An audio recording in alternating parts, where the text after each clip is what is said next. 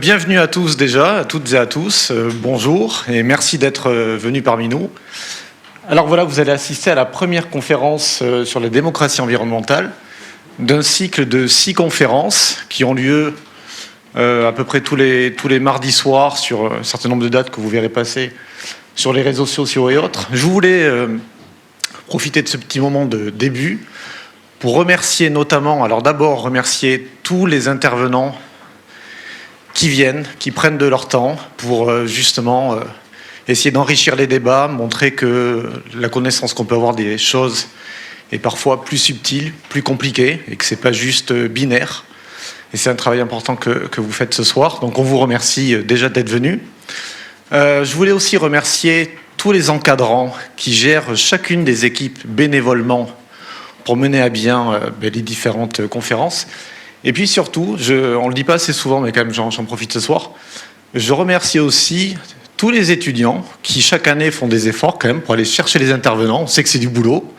Voilà, il y a quand même une grande campagne de lancement de mails, de contacts, parfois d'échecs, mais aussi où vous revenez.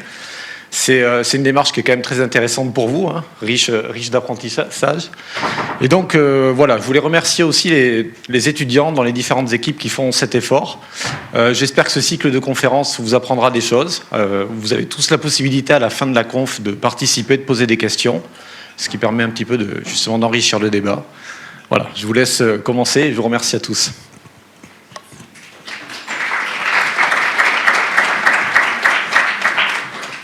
Du coup, bonsoir et bienvenue à toutes et à tous.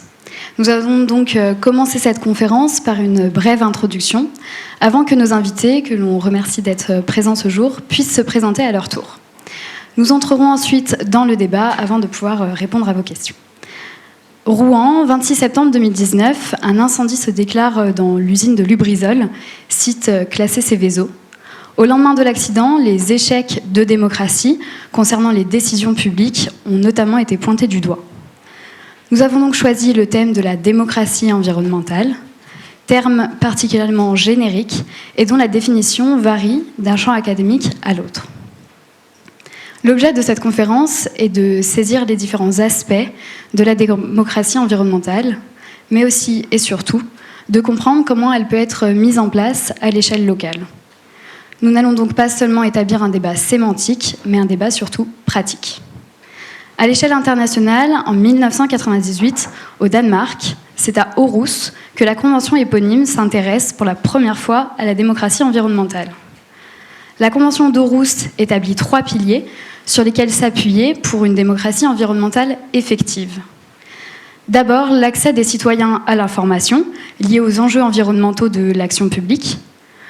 Ensuite, la participation des citoyens à la prise de décision dans les projets ayant un impact sur l'environnement.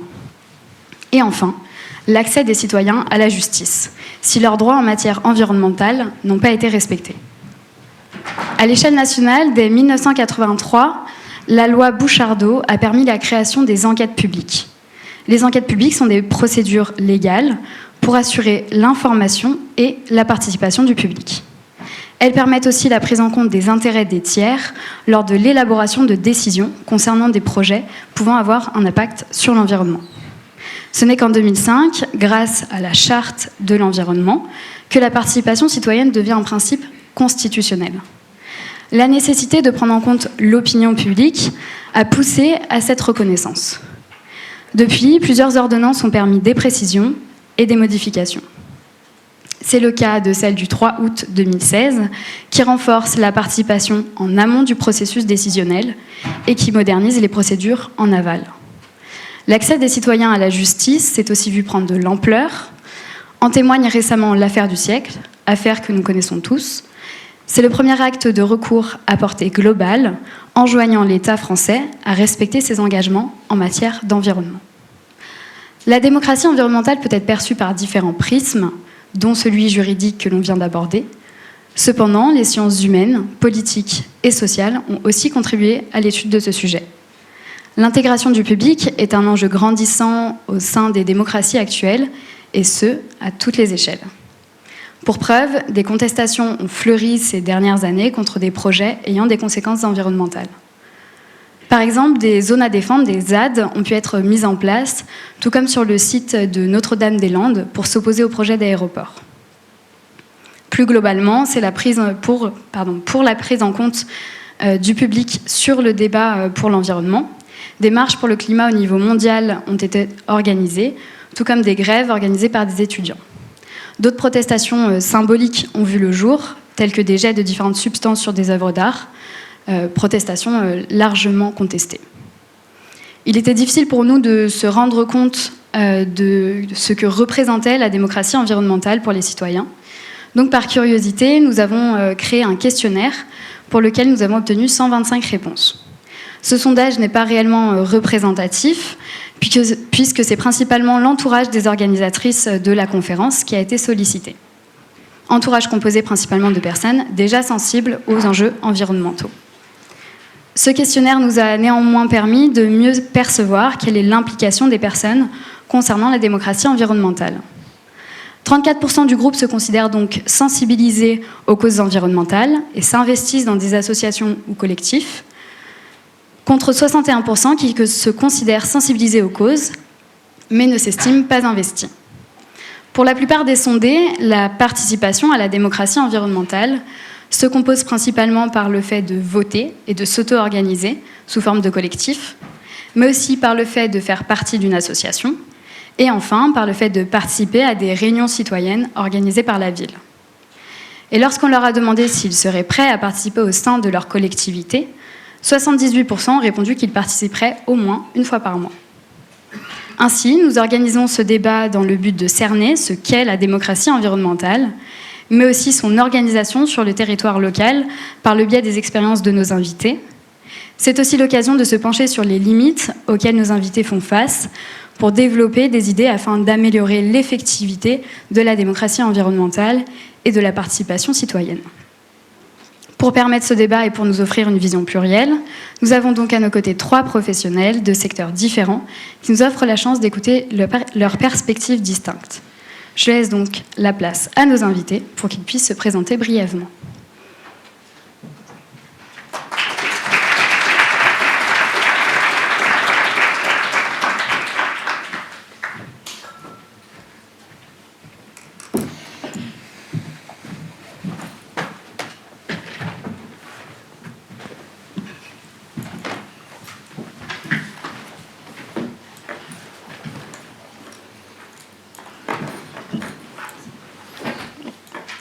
Donc allez-y, je vous en prie. On va peut-être commencer par Madame Creuse et effectuer dans ce sens-là. Alors donc, Madame Creuse, Catherine Creuse, alors j'ai plusieurs expériences dans la démocratie environnementale. Donc déjà, j'ai travaillé 20 ans dans l'association Le Passe Jardin. C'est une association qui accompagne les habitants, les collectivités à créer des jardins partagés. Donc je vais vous parler de cette expérience-là parce que elle m'a traversée pendant une bonne période de ma vie professionnelle. Puis après, j'irai sur ce que je fais actuellement. Donc, je suis présidente du CIMALIM. C'est un syndicat mixte qui est propriétaire et qui décide la politique du Grand Parc de Mérivelle-Jonage. Voilà. Alors, vous parliez de la Charte de l'environnement de 2005. À chaque intervention, au Passe Jardin, quand on incitait les habitants et les politiques à créer des jardins partagés, la première chose que l'on faisait, c'est qu'on lisait ensemble la Charte de l'environnement. Et les habitants, les habitantes étaient très surpris de découvrir la Charte de l'environnement et découvrir leurs droits à travers cette charte. C'était le premier point. Après, ce qui était compliqué, c'était que souvent il y avait des volontés d'un groupe d'habitants, mais que les élus ne soutenaient pas ou soutenaient. Et l'inverse, il y avait des élus qui avaient envie de faire des jardins partagés, mais qui n'avaient pas d'habitants. Et pour concevoir un jardin partagé, il faut au moins les deux, parce que ça peut soutenir le projet. Je vais aussi vous redonner la définition d'un jardin partagé. C'est une définition qui a été élaborée pendant 10 ans par les habitants, à mesure de créer. C'était aussi par rapport au réseau national, on échangeait. Et cette définition, elle est... je vais vous la dire, voilà. Les jardins partagés est conçu, construit et cultivé collectivement par des habitants d'un quartier ou d'un village. Et ça, c'était très important, ce côté collectif dans ce que l'on conçoit, on construit, on cultive. Il y a des fois des habitants qui n'étaient pas très d'accord, qui voulaient tout s'approprier pour eux, mais bon, il fallait qu'ils l'entendent quand même, cette définition. Et à partir de là, il fallait construire un défi ensemble. Le défi, c'est d'arriver à ouvrir un jardin partagé qui a été, dans cette définition, conçu, construit et après cultivé collectivement. Et les difficultés pouvaient arriver comme les facilités. Difficulté, quand vous n'avez pas d'habitants, il faut motiver des habitants de votre ville ou de votre village à venir participer à ce projet. Il faut qu'ils comprennent pourquoi soit les élus ou soit les employés de la municipalité souhaitent mettre ça en place sur leur commune. Le côté inverse, c'est quand les habitants ont vraiment une volonté de créer un jardin partagé, mais que les élus ne suivent pas. Il faut convaincre le côté politique au bien fondé de ce que les habitants veulent construire. Et c'est des confrontations très intéressantes, puisque chacun doit prouver que le bien fondé, et puis après qu'on puisse construire ensemble. Et ça, c'est un défi ça je leur disais à chaque fois, moi, aux habitants, même aux élus, c'est un défi à construire ensemble pour un territoire. Voilà. Et quand le mot défi est prononcé, ça change un peu la donne, parce que les personnes qui sont dans la construction se disent, ben oui, c'est vrai, c'est ça. Et après, qu'est-ce qu'il va falloir qu'on montre aux autres, ce qu'on a pu mettre en place? Donc la construction se fait, ce qu'on construit, ils définissent leur défi pour ce jardin. Ça peut aller nous voulons ensemble cultiver, nous voulons ensemble du social dans notre quartier à travers un jardin. Enfin voilà, le défi était très simple, hein, mais il fallait qu'ils le construisent ensemble. Et après, l'étape après, c'est quand le jardin ouvre et qu'il faut faire ensemble dans le jardin. Alors ça, c'est des confrontations qui sont intéressantes, puisque vous avez ceux qui sont dans le jardin qui font, puis ceux qui sont à l'extérieur du jardin qui regardent ce qui se passe dans le jardin.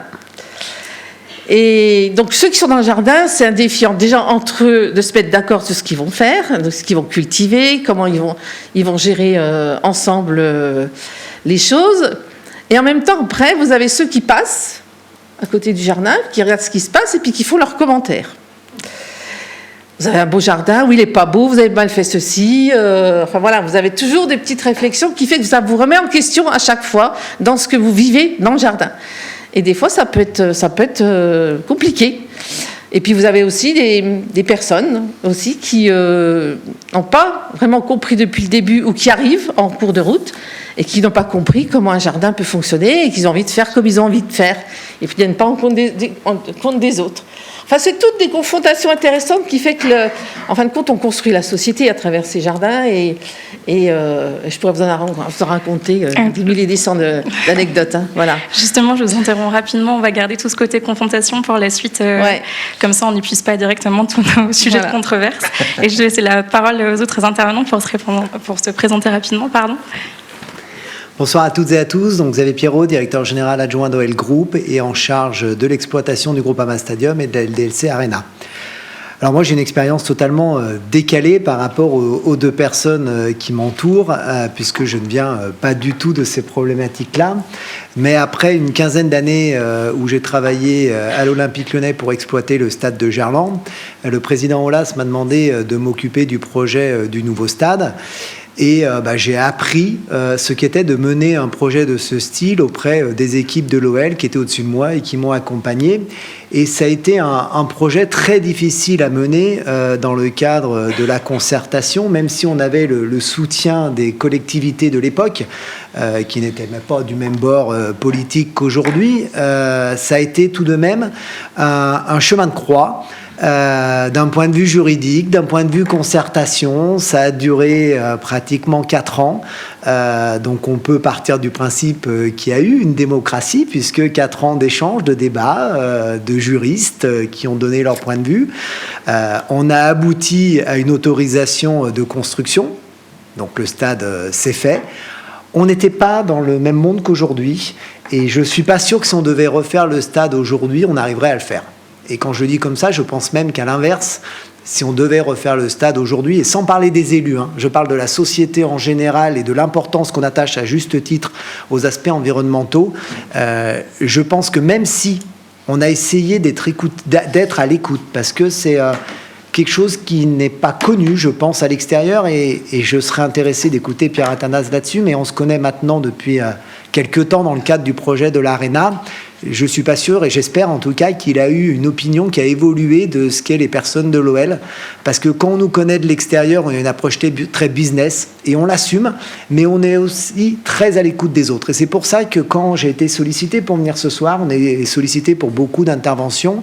En général, on dit non, parce qu'on est trop sollicité.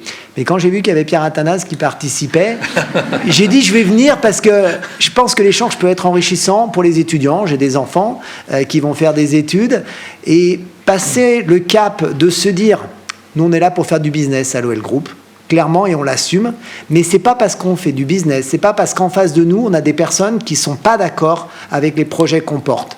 Et bien évidemment qu'à l'exemple du stade, on avait de nombreuses personnes qui étaient en désaccord avec nous, qu'on ne doit pas essayer de trouver un compromis. J'ai noté les difficultés de ces jardins. Je me suis pris des petites notes, j'ai entendu le mot confrontation. Et sur le stade, on a eu cette confrontation et on n'a pas trouvé de compromis. Je dirais presque qu'on est passé en force, puisqu'on est passé par l'aspect juridique des choses qui nous a donné l'autorisation de construire. Sur l'Arena, j'avais l'expérience du stade.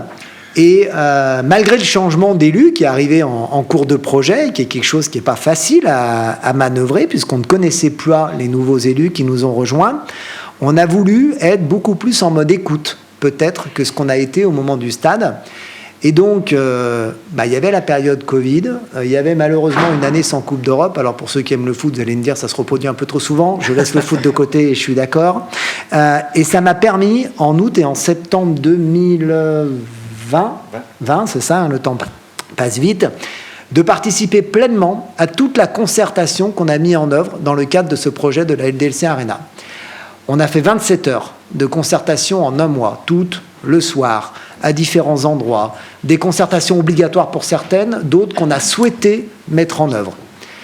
Et j'ai appris plein de choses au cours de cette concertation, à titre personnel, mais ça, c'est pas le plus important, mais surtout pour améliorer le projet. Alors, en parallèle de ces 27 heures, on a eu de nombreux échanges avec les élus, bien évidemment, qui nous ont challengés, qui nous ont obligés, je pense, à juste titre, à faire évoluer le projet. Et il y avait en face de nous des gens qui étaient contre ce projet de la LDLC Arena. Je crois pouvoir dire aujourd'hui qu'on ne les a pas totalement convaincus, mais on a réussi à ce qu'il n'y ait aucune procédure juridique. Et moi, ce que c'est que la démocratie environnementale, quand on est porteur de projet privé, comme on l'est, nous, au niveau d'OL Group, et donc de ce projet, le dernier en date, qui est la LDLC Arena, un succès de démocratie environnementale, c'est d'écouter les gens, de ne pas totalement les convaincre, mais en tout cas d'arriver à un process où on a modifié notre projet, ça a suffisamment satisfait les personnes concernées et qui se sont exprimées. C'est un des autres points, on reviendra, mais je pense qu'il n'y a pas assez de personnes qui s'expriment, mais ça c'est un autre sujet qu'on abordera, je pense, un peu plus tard. Mais quand un porteur de projet arrive à faire son projet sans qu'il y ait d'opposition juridique, alors qu'il y a des opposants au départ, c'est que je pense que le moment d'écoute et donc la démocratie environnementale a plutôt fonctionné dans ce cadre-là. Merci beaucoup. Allez-y, je vous en prie. Donc à moi de me présenter. Tout à l'heure, vous avez dit qu'on était les professionnels de la démocratie environnementale. Alors, je ne suis pas un professionnel. Je suis simplement une personne engagée. J'ai une vie professionnelle. Enfin, j'avais une vie professionnelle avant. Maintenant, je suis élu à plein temps. Donc, j'ai passé la moitié de ma vie professionnelle comme forestier, l'autre moitié plutôt à diriger des services municipaux, d'espaces verts ou des services techniques. Mais parallèlement, j'étais engagé dans des associations de protection de la nature, j'étais naturaliste, et assez tôt, j'ai eu des responsabilités régionales puis nationales. Et voilà, pendant presque 40 ans. Et j'ai été, comment on dit, dragué, pour me présenter aux élections, avec un parti pour lequel j'avais vraiment de la sympathie, et avec des personnes en qui on a monté un projet. Manque de chance pour moi, j'ai été élu, et remanque de chance, le président m'a nommé vice-président, donc Voilà, je n'ai plus vie professionnelle et je suis vice-président à plein temps et pour mon plus grand bonheur. Pas tous les jours, hein, c'est pas tous les jours la joie. Voilà, on a des dossiers des fois qui sont lourds, qui sont importants, lourdes conséquences. Hein, donc je suis vice-président à l'environnement avec tout ce que ça peut représenter. Quand on est dans une période d'effondrement de la biodiversité, de catastrophe climatique, hein, on est vraiment dedans. Donc les sujets sont forts.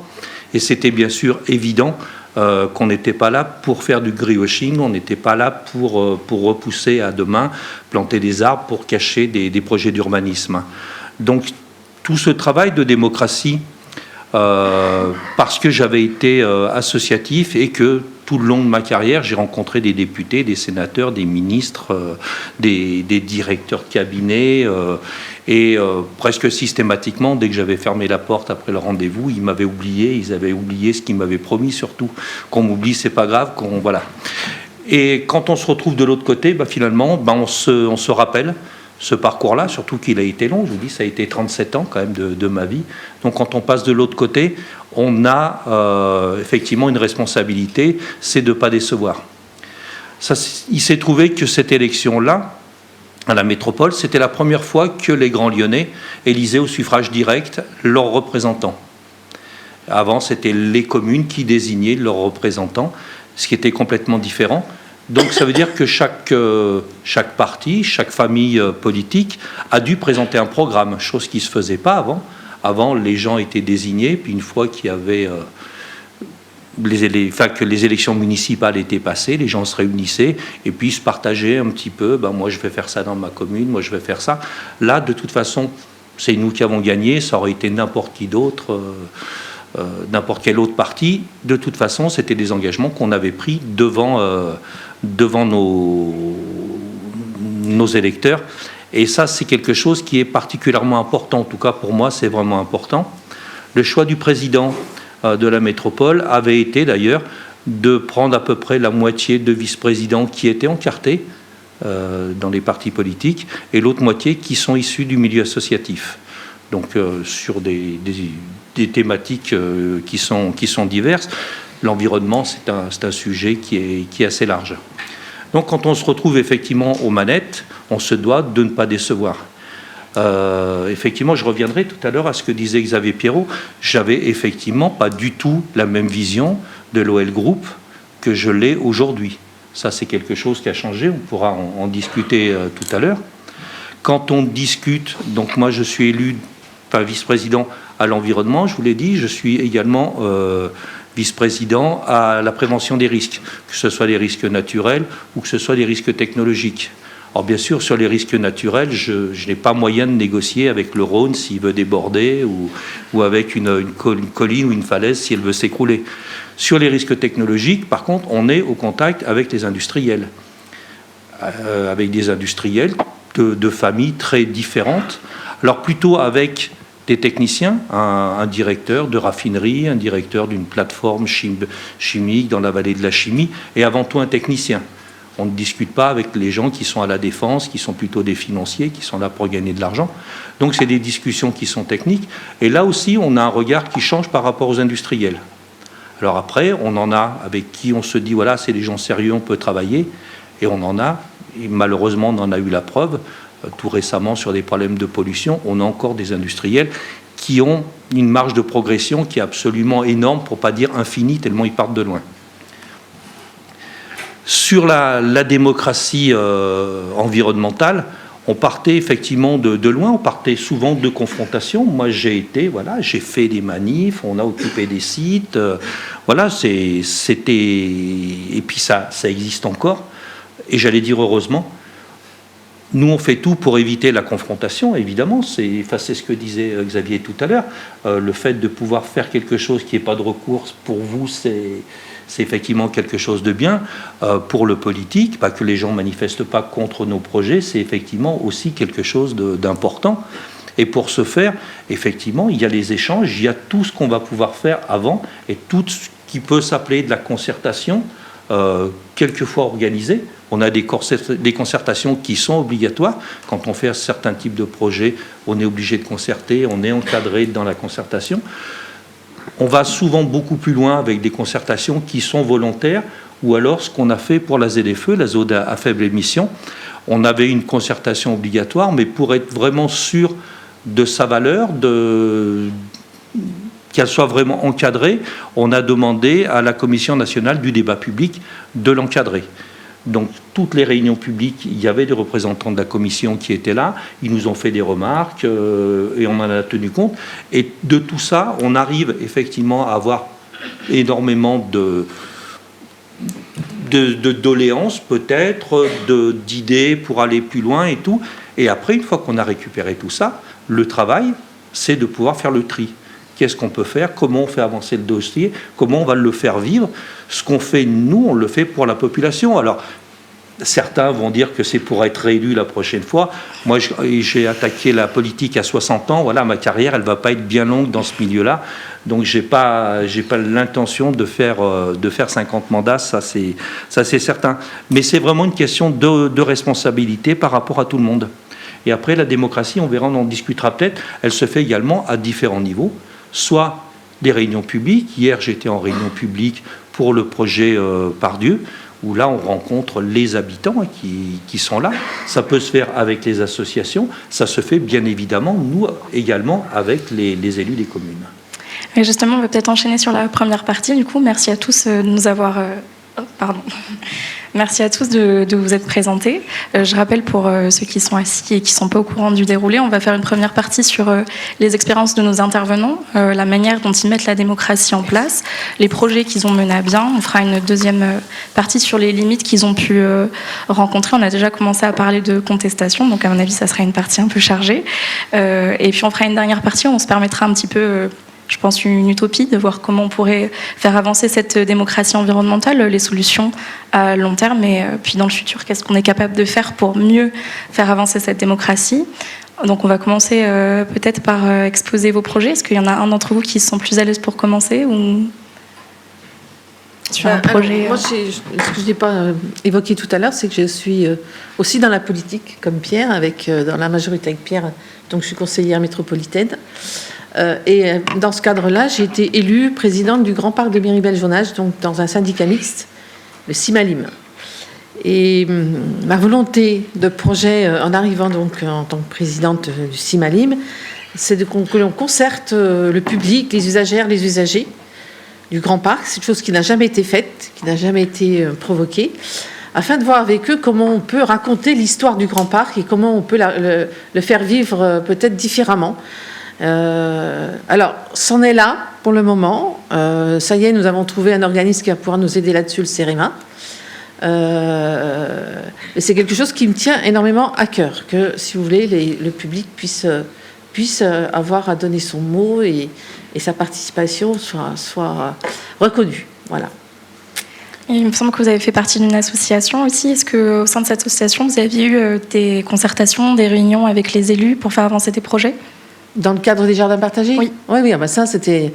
À chaque projet, il y avait les élus et les habitants. Ouais. Et en tant qu'association, est-ce que...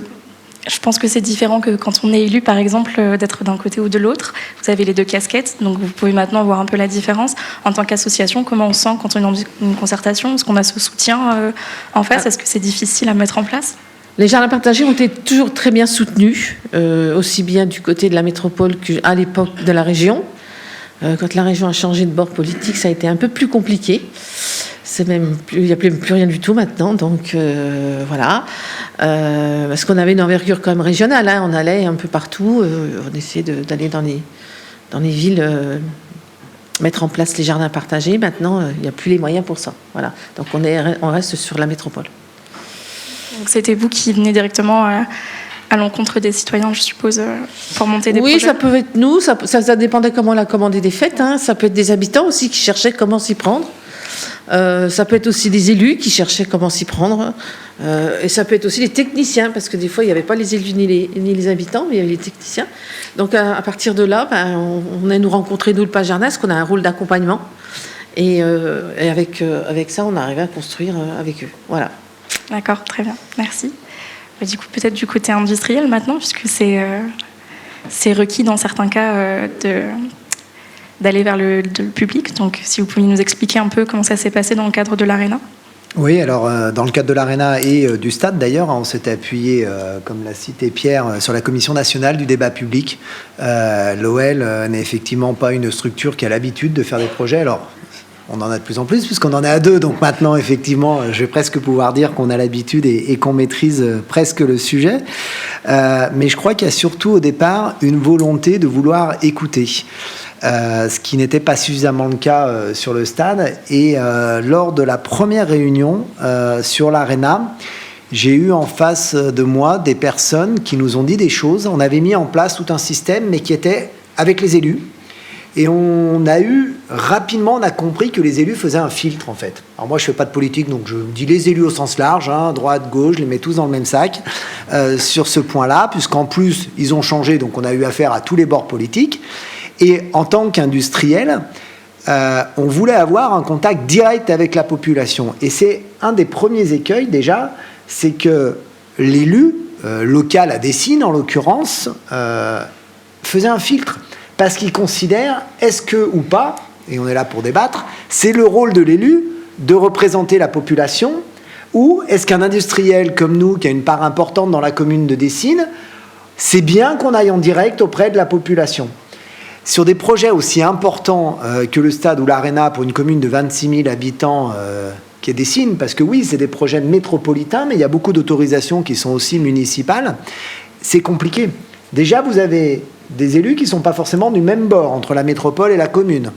Vous avez des habitants qui n'ont pas les mêmes objectifs et les mêmes envies. Et nous, on a un projet qu'on souhaite porter. Et donc, soit on fait un référendum, mais nous, on ne peut pas faire de référendum. Et puis, on a une volonté industrielle de mener à bien le projet qu'on fait. Donc, on va tout faire pour défendre notre projet. Défendre le projet, ça ne veut pas dire il est à prendre ou à laisser, il est comme ça. Et c'est vraiment, je crois, ce qui a fait notre force sur l'Arena, c'est qu'on a d'abord écouté les élus, on a présenté notre projet, on a présenté aux élus qui nous ont fait des remarques, on a fait évoluer le projet et on est parti en concertation. Et quand je dis on est parti en concertation, on a vu presque tous les publics. On est allé dans les quartiers politiques de la ville, de Messieux et de Dessines. Si vous faites une réunion publique dans un auditorium comme ça, même qu'à 300 mètres d'où ils habitent, vous avez personne des quartiers. Donc je suis allé au cœur des quartiers du Prénay ou du Mathiolan, alors pour ceux qui ne connaissent pas, au cœur du quartier politique de la ville de Dessines et de Messieux. On y a passé 3 heures un soir et on avait 15 personnes qui représentaient les associations de ces quartiers. Et on a découvert des problématiques qu'on n'imaginait même pas et qui nous avaient jamais été remontées par les élus.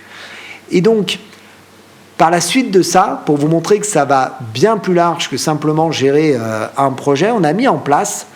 moi, j'avais quelqu'un qui s'occupait de l'accessibilité au stade, qui s'en occupe toujours d'ailleurs. Et donc, dans le cadre de l'accessibilité, on essayait, parce que l'une des plus grosses problématiques de ce type de projet, c'est qu'on bouche toute la ville quand on a un match au stade. Donc, c'est un sujet important. Et donc, on a mis un site internet et une adresse mail, concertation et proximité. Ça ne peut pas mieux s'appeler. Le site internet, c'est pour les riverains. On les a appelés des voisins, on trouve ça plus positif. Et on a mis en place des actions en direct, justement. Donc nous, j'ai répondu à la question que j'ai posée initialement, on a fait le choix de passer en direct.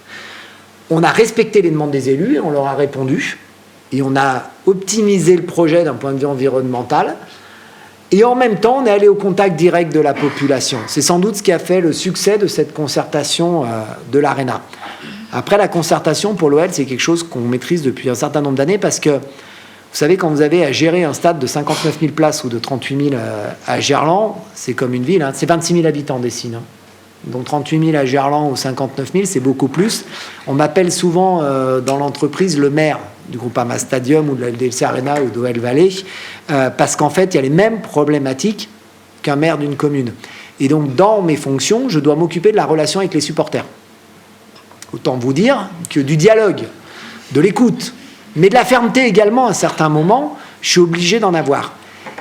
Et je me rappellerai très longtemps d'une discussion, on était dans le quartier du Prénay avec Laurence Beaufet, donc une collègue de Pierre, en charge justement de la concertation, je ne sais pas quel est son numéro au niveau de la vice-présidence à la métropole, et elle a découvert elle aussi que l'Olympique Lyonnais savait faire de la concertation, et on ne le fait pas, tu as employé, Pierre, je me suis permis de te tutoyer parce qu'on commence à se voir trop souvent, le mot de greenwashing. C'est peut-être le risque le plus important pour un industriel. Moi, je suis convaincu, et à l'OL, on est nombreux à l'être, que si on ment à la population, vous n'y arriverez jamais. Aux supporters, et c'est pour ça que j'aime prendre cet exemple-là, nous on les appelle les syndicats du club, puisqu'en fait c'est un mouvement qui est là pour protéger les valeurs aussi du club. Si vous leur mentez, aujourd'hui, tout se sait. C'est même pas la peine d'essayer. Donc on a ce côté, et je crois que la démocratie environnementale et la concertation démarrent par là, de parler vrai, de pouvoir regarder les gens entre les quatre yeux, et de leur dire non quand vous devez leur dire non, ou c'est pas possible. Sur les demandes qu'ont fait les élus de Dessines ou de la métropole, qui étaient d'ailleurs pas toujours les mêmes au niveau des demandes, qui pouvaient même être contradictoires, je pense au nombre de places de parking autour de l'Arena, c'est compliqué quand même, vous avez deux élus, deux groupes d'élus, un qui dit il faut plus de places de parking, l'autre qui vous dit il en faut moins. Et vous êtes industriel au milieu, vous faites quoi? On essaie d'écouter aussi les riverains, de s'adapter.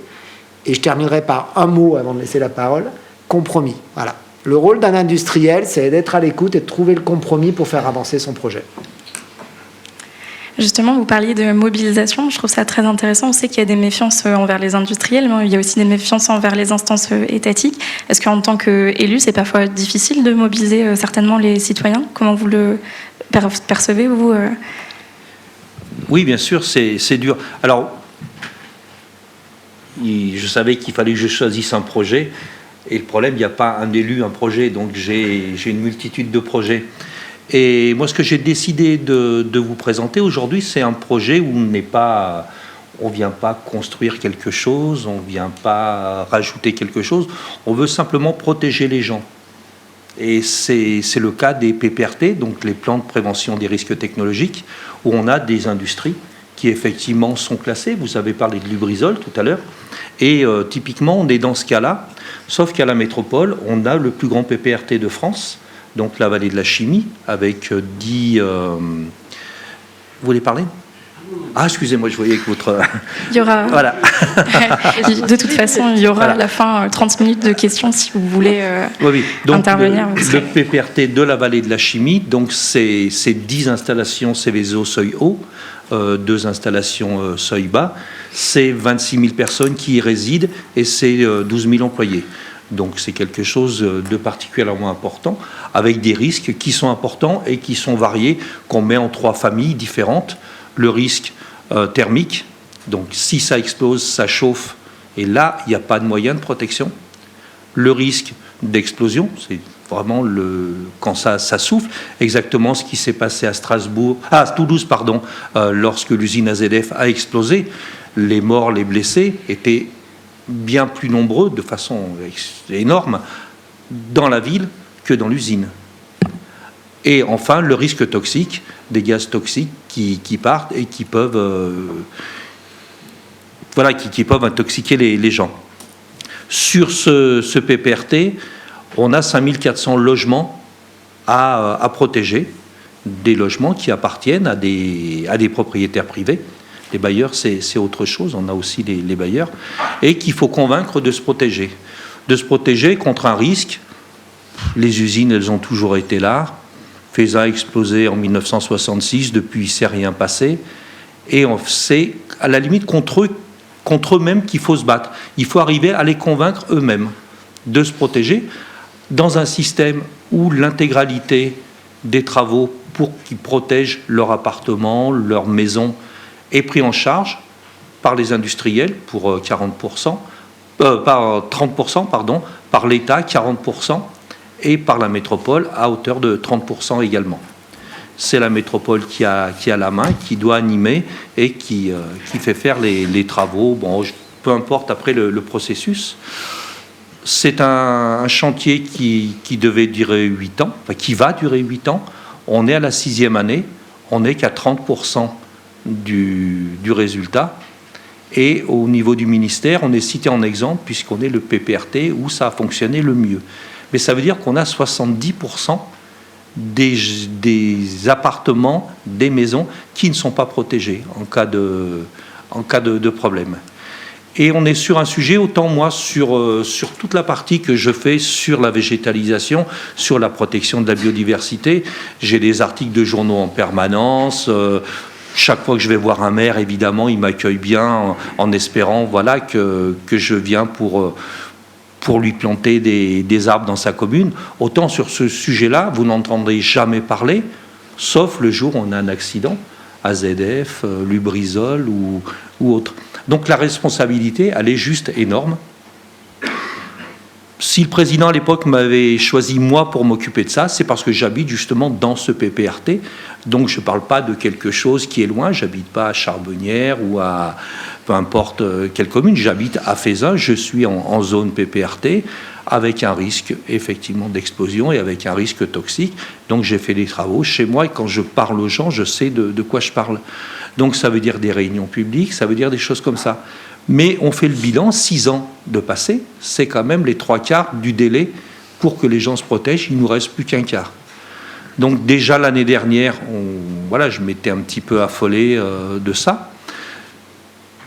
Et on s'aperçoit que ça concerne 6 communes en tout. Mais que sans parler de communes différentes, on est obligé de travailler, de communiquer différemment de quartier à quartier. L'année dernière, on a embauché une société pour faire du porte-à-porte, pour aller rencontrer les gens, pour leur expliquer, de façon à essayer de les convaincre. Dans d'autres quartiers, on va essayer de travailler avec les associations qui sont implantées localement, centres sociaux, les différentes associations qui vivent vraiment dans le quartier pour qu'eux-mêmes soient ambassadeurs auprès de leurs collègues. Donc voilà un petit peu une forme, que je trouvais un petit peu originale, plutôt que la classique concertation sur un projet et tout, d'une expérience de démocratie participative qui est juste hyper importante. Imaginez quand même 12 000 personnes dans le PPRT, la responsabilité qu'on peut avoir. Voilà, donc c'est pas un dossier qui est spécialement glamour, ça je vous l'accorde, mais voilà, on n'a pas que des dossiers hyper médiatiques et hyper sexy à gérer dans la vie d'un élu. Mais j'en ai plein d'autres à côté, heureusement. Question peut-être à la réponse impossible, mais est-ce que vous avez réussi à identifier pourquoi vous n'arriviez pas à atteindre justement Alors, c'est complètement différent. C'est pour ça qu'on va le faire quartier par quartier. Et la sociologie est importante.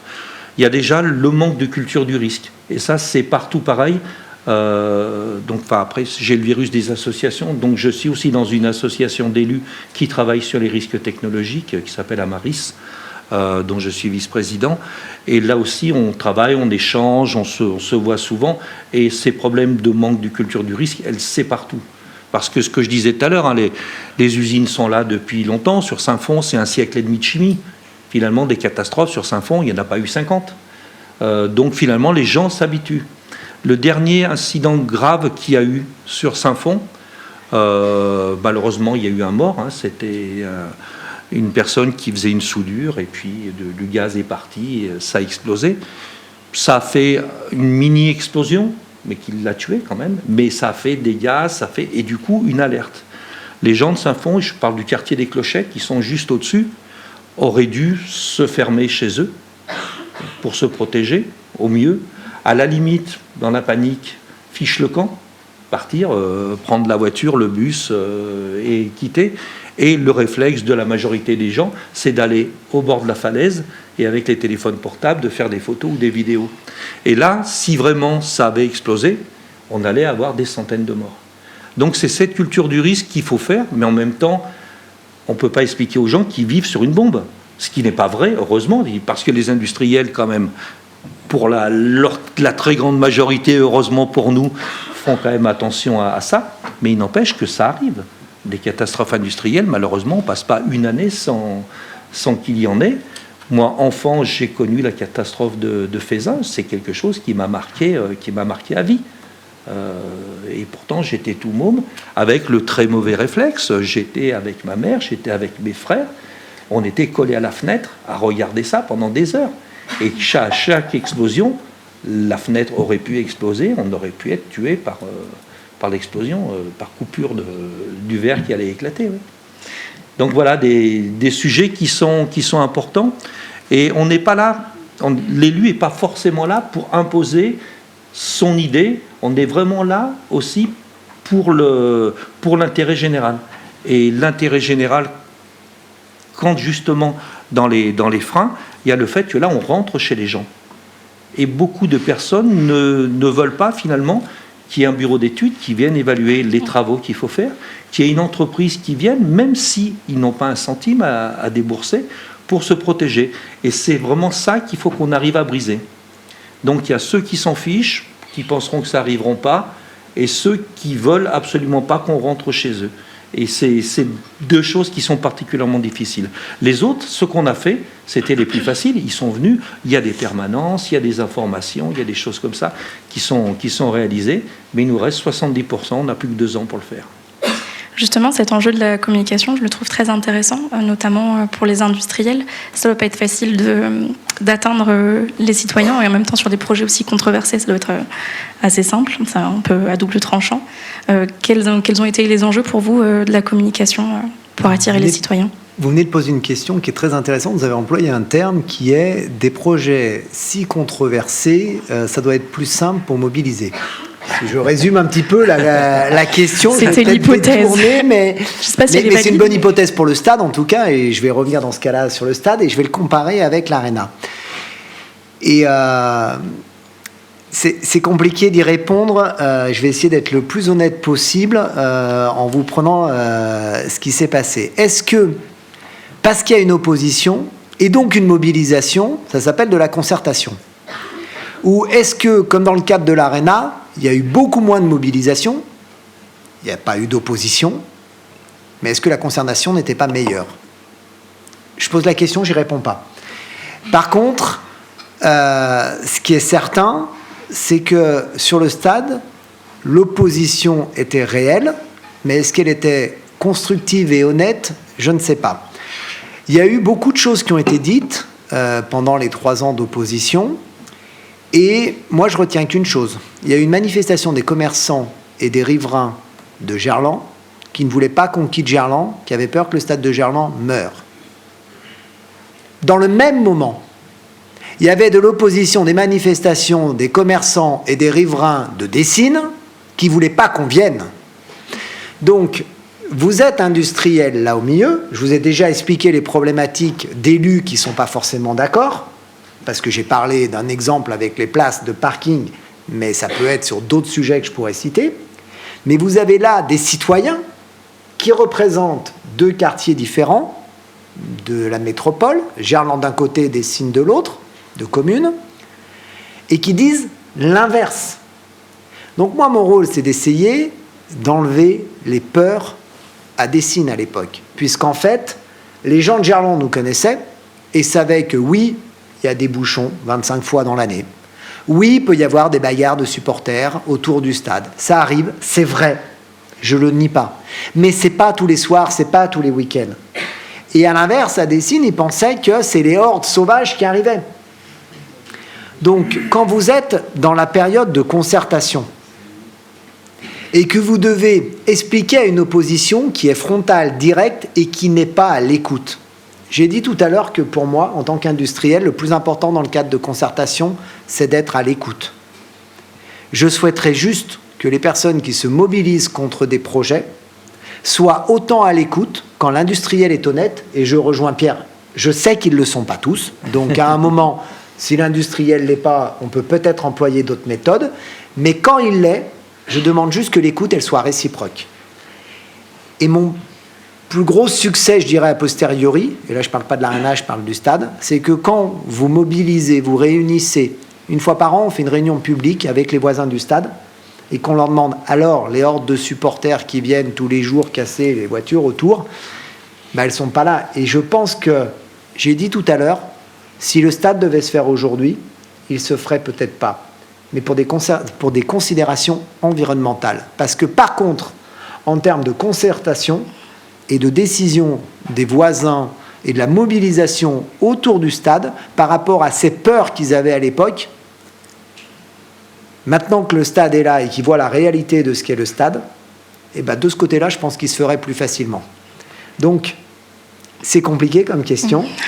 Ce qui est sûr, c'est que je préfère, quand je suis allé à la première réunion de lancement de la concertation, réunion publique qu'on a fait au Cirque Imagine début septembre 2020 pour l'Arena, on est arrivé, il y avait 20 personnes dans la salle. Alors, Si je suis honnête jusqu'au bout, je dis tant mieux, ça veut dire qu'il n'y a pas d'opposition. Et si je prends ma casquette citoyenne, je me dis quel dommage. Où est le débat ? 20 personnes ont réuni, le président Aulas est venu, le président de la métropole était là. On s'était mobilisés parce qu'on voulait faire de la concertation. Et on se retrouve avec 20 personnes en face. Alors s'il faut une opposition pour avoir une mobilisation, j'appelle pas ça de la concertation. Et justement, vous parliez d'écoute. Je trouve que c'est une question qui est super importante, la réciprocité de l'écoute. Vous avez fait partie longtemps d'une association. Vous, en tant que... Vous êtes un peu de l'autre côté du miroir, si je puis me permettre. Mais du coup, de l'autre côté du miroir, comment ça se passe ? Est-ce que l'écoute, elle est réciproque ? Comment vous l'avez ressenti, vous Mais c'est toujours compliqué. Chacun vient avec son idée, son envie. Espère être entendu. On ne l'est pas vraiment. On est confronté à d'autres points de vue. Il faut qu'on fasse ensemble. Et c'est pas facile. Alors, moi, je vais revenir sur la communication. C'est quelque chose d'hyper important. Et aussi, il faut être très vigilant à ce que la communication soit orientée à plein de public, le maximum, parce qu'on vous reproche toujours que les gens n'ont jamais été informés. Même si vous avez fait un maximum, c'est un reproche qu'on vous apporte toujours, ça. Et la façon dont vous l'avez fait, et les termes que vous avez employés... donc il y a une vigilance énorme déjà à faire ça. Et cette communication, elle n'est pas qu'au début du projet, elle est pendant le projet et aussi pendant la construction du projet. Elle est aussi pendant le projet quand il vit. Il ne faut pas s'arrêter que quand on veut lancer. C'est très important de communiquer sur ce qui se passe, ce qui va se faire, les projets qui vont se monter pour montrer aux gens que les choses existent, se font, et c'est très important, quoi. Voilà. Si je peux compléter, je l'ai dit tout à l'heure et je suis d'accord avec vous, c'est pour ça qu'on est allé dans les quartiers, parce qu'il faut aller vers les personnes. Ça démontre déjà une volonté d'écoute. Si vous allez à l'encontre, si vous envoyez juste des courriers en espérant qu'il n'y ait personne dans la salle, ça fonctionnera, hein, il n'y aura personne dans la salle, mais c'est pas comme ça que vous réglez les problèmes. Et le deuxième point, vous l'avez évoqué également, c'est la concertation, le suivi de projet. Et c'est vrai que sur le stade, donc on a commencé la concertation de l'Arena en 2020, donc le stade avait 4 ans d'exploitation, et pendant 4 ans, je l'ai dit très rapidement tout à l'heure, on pensait que le suivi du projet avait lieu parce qu'on était en contact. On a ce qu'on appelle un comité partenarial d'exploitation qui regroupe les communes impactées, Dessines, Mézieux, Chassieux, qui regroupe aussi les industriels autour, la DIR 113 pour la Rocade Est. Donc tout le monde est autour de cette table, on se réunit tous les mois. Et donc nous, on pensait que le suivi de projet était fait par ce lien du comité partenarial. Et à la première réunion publique, même s'il y avait peu de personnes, c'était des personnes concernées et impliquées, donc on a pu avoir des vrais échanges, c'est l'avantage d'avoir moins de monde. Et on s'est aperçu qu'en fait, ce suivi de projet avec les voisins n'existait pas. Et dans le cadre de la concertation de l'Arena, on a fait la concertation d'OL Vallée dans son ensemble et du stade, et on a pris des engagements de faire une réunion publique annuelle. Donc là, on en a fait 2 depuis, qu'on a réuni les gens au stade, dans l'auditorium, puis une fois au théâtre à l'Ouest, et on ne parle pas que du projet Arena, on parle de tout, parce que je suis tout à fait d'accord avec vous que si on veut aussi habituer les gens à venir à ce type de réunion, il faut qu'il y ait une continuité avant, pendant et après. Alors, la difficulté aussi, c'est faire venir les gens. Et ça, on s'est rendu compte que faire sortir les gens de chez eux, surtout en fin de soirée, pour venir se mettre dans une salle comme celle-ci ou en mairie, pour des personnes, c'est impossible. Impossible de venir se confronter. On a peur on doit dire quelque chose, on a peur de se faire interpréter de travers ou de se faire embarrer. Enfin, moi, j'ai eu plein de... Et à nous, à la fin, nos réunions, on les faisait plus du tout dans les salles. On les faisait dehors, dans les parcs publics. Et les gens qui circulaient dans la rue et dans le parc se rendaient compte qu'il se passait quelque chose, venaient voir, écouter ce qui se passait. C'était nettement plus intéressant en confrontation et on était sûr d'avoir du monde. Alors qu'en salle, c'était la roulette russe. Hein, je veux dire, on l'a fait aussi sur le projet de l'Arena. On a fait 2 samedis matins où on a proposé aux gens de s'inscrire pour venir visiter le site. Il n'y avait rien. Il y avait des anciennes usines industrielles qu'on allait raser, dépolluer. Donc, il y avait un avantage de faire le projet de l'Arena. Mais on essayait de leur faire imaginer ce que pourrait être la future Arena. Et on l'a fait sur site, effectivement. On faisait le tour pendant 1 heure, 1 heure et demie. On commentait. Et c'est vrai que c'est des choses qui fonctionnent plutôt bien. Parce que les gens comme ça, ils connaissent un peu mieux ce qui se passe. Ils peuvent raconter ce qu'ils ont vécu. Et à partir de là, ils motivent autour d'eux. Voilà. C'est hyper important, ça. Et c'est intéressant parce qu'en fait, ce qui ressort un peu, c'est qu'en fait, il y a des types et des formats de démocratie environnementale qui marchent mieux que d'autres. Est-ce que vous avez des expériences qui ont totalement floppé et des expériences qui ont totalement marché parce que les formats étaient différents? Alors en fait, moi maintenant je suis élu, donc je fais beaucoup de réunions publiques. Donc il y a un gros projet sur la Pardieu. Donc on a fait hier soir la première réunion qui traitait de l'ensemble. Donc il y avait 200 personnes, voilà. Alors ici, on a affaire, dans ces réunions-là, à des personnes individuelles qui viennent avec leurs problèmes à eux. C'est le banc qui est à côté de chez eux, du coup les jeunes font du bruit, parce que le jeune est bruyant, vous le savez. Voilà, c'est toutes ces choses-là. Et il faut faire très attention, parce que c'est pas celui qui crie le plus fort qui a raison, et heureusement qu'il y a des bancs pour les jeunes et pour les vieux. Et il faut absolument qu'on puisse faire le tri. Et quand on a des sujets, donc là c'est des sujets, effectivement, on traite l'espace public pour les gens, normal qu'on entende la population, mais sur d'autres sujets, c'est quand même bien qu'on puisse passer par les associations. Et je pense que les associations, ça peut être une association très locale, ça peut être une association plus grande, nationale, départementale, etc., qui voit mieux l'intérêt général que l'intérêt particulier des choses. Même s'ils vont représenter un groupe de pression qui peuvent même être organisés en lobby, mais on n'est pas dans le détail, parce que hier on a entendu tout et son contraire au sujet des mêmes projets. Et c'est habituel à chaque fois qu'on fait ça. Donc il faut faire attention à ça, c'est où on met le curseur. Et du coup, on ne retient pas les mêmes choses du type de réunion, du type de concertation qu'on va faire. Après, quand on fait de la concertation, il faut bien que ce soit de la concertation et pas de l'information. On n'arrive pas avec le projet tout fait, et puis je fais semblant de vous concerter, mais de toute façon, le projet, il est déjà fait. Hier, ce qu'on a montré, il y avait le maître d'œuvre, le paysagiste qui va travailler sur les espaces publics, qui n'a présenté que des esquisses de ce que ça pourrait être, mais je peux vous assurer que le projet n'existe pas encore. On attend bien les retours de la concertation, qui sera une véritable concertation organisée. Et avant de faire la concertation, on fait ces réunions publiques. Et ça, c'est vraiment important d'avoir tous ces niveaux-là. Là, on a touché 200 personnes, en espérant que quand on va démarrer la concertation officielle, ces gens-là vont parler à leurs voisins, vont parler à un petit peu tout le monde, de façon à pouvoir récupérer tout un paquet de remarques et dedans qui vont nous permettre de faire le tri et pas uniquement du banc de Madame Michu. Justement, la différence entre information et concertation, je la trouve très intéressante et surtout très importante. Est-ce que vous avez déjà eu des projets où vous avez eu l'impression que la concertation a modifié les plans de base du projet? Bien sûr. Tout à fait. Je ne sais pas si vous suivez l'actualité, on parle beaucoup de la ZFE, la zone à faible émission. Alors, ce n'est pas une invention des écolos, ce n'est pas nous qui sommes arrivés à la métropole de Lyon avec une haine des voitures en voulant les interdire. C'est simplement une loi, même 2 lois, donc, ont été votées par des députés de gauche et de droite, qui imposent à 10 agglomérations en France, et donc il va y en avoir maintenant d'autres qui vont se rajouter, effectivement, de créer ces zones à faible émission avec un calendrier. Et on était, nous, effectivement, arrivés en voulant accélérer ça, en allant beaucoup plus vite, encore une fois, non pas parce qu'on a la haine des voitures, mais parce que la pollution atmosphérique, tous les ans, tue 40 000 personnes en France. Et tue à peu près 6 000 personnes sur l'agglomération, sur la métropole de Lyon. Donc il y a une vraie urgence. Et quand on parle des morts, les gens sont morts. À côté de ça, il y a des milliers et des milliers de personnes qui ne meurent pas, mais qui ont un cancer, qui vont soigner pendant 3, 4, 5, 10 ans, qui auront une maladie cardio-respiratoire, qui auront toutes ces choses-là qui ne sont pas comptabilisées dans ces 40 000. Donc vraiment, notre volonté, c'était d'aller beaucoup plus vite pour pouvoir protéger les populations.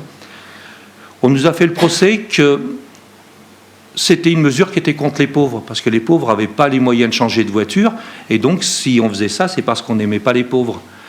Et donc, dans le périmètre de ma délégation, j'ai la santé-environnement, avec toutes les études qui sont faites là-dessus. Et quand vous superposez la carte de la pollution atmosphérique, la carte du bruit et la carte de la pauvreté, elles se superposent parfaitement. les pauvres habitent dans les endroits les plus bruyants, les plus pollués. Et la pollution, les premières victimes, ce sont malheureusement les gens des catégories les plus modestes. Et quand on nous fait ce procès-là, c'est un procès qui est indigne. Il y a un tiers des Grands Lyonnais qui n'ont pas de voiture. Dans ce tiers-là, 80% n'ont pas choisi de ne pas avoir de voiture. Ils n'ont pas les moyens d'avoir une voiture. Et pourtant, ils respirent les particules fines. Ils respirent les NOx. Et ces gens-là, il faut bien les protéger. Il faut les protéger, effectivement. Alors, je ne vais pas caricaturer des gens qui roulent avec des SUV, des 4x4, des machins et tout. C'est vraiment les changements de comportement qu'il faut faire. Donc, on était parti sur un rythme très rapide. On a fait de la concertation. C'est là qu'on a pris appui de la Commission nationale du débat public, qu'on a payé pour faire la prestation, pour faire vraiment une grande concertation. Chaque mairie qui voulait une réunion publique, il y avait au moins un vice-président de la métropole, il y avait des services qui étaient là pour expliquer. On a recueilli énormément d'avis. On a rencontré séparément les industriels qui ont des problématiques à part. Entre rouler en Zoé et puis avoir un camion qui est camion de chantier, c'est pas la même chose. Et effectivement, on a là revu notre calendrier. La seule chose pour l'instant qu'on tient et qu'on souhaite aller au-delà de la loi, c'est d'interdire le diesel, alors que pour l'instant, c'est toujours autorisé. La loi prévoit qu'on l'autorise toujours, même si les diesels ont fait des progrès et qu'il y a moins de particules fines avec les moteurs diesel, c'est quand même les émetteurs principaux des NOx, et les NOx, ce sont des dioxydes d'azote, qui font énormément de dégâts pour la santé publique. Donc pour l'instant, on a revu effectivement le calendrier, on a créé pas mal de dérogations pour certains types de personnes, en fonction de leur âge, si c'est des petits rouleurs, voilà, donc il y a pas mal de dérogations qui sont imaginées, et ça c'est vraiment quelque chose qui a été fait au bout de 9, je ne sais plus si c'est 9 ou 10 mois de concertation. Justement, c'est très intéressant. Est-ce que du côté association, vous avez eu l'impression aussi de faire partie du groupe d'en face et de changer certains projets et d'arriver à les modifier?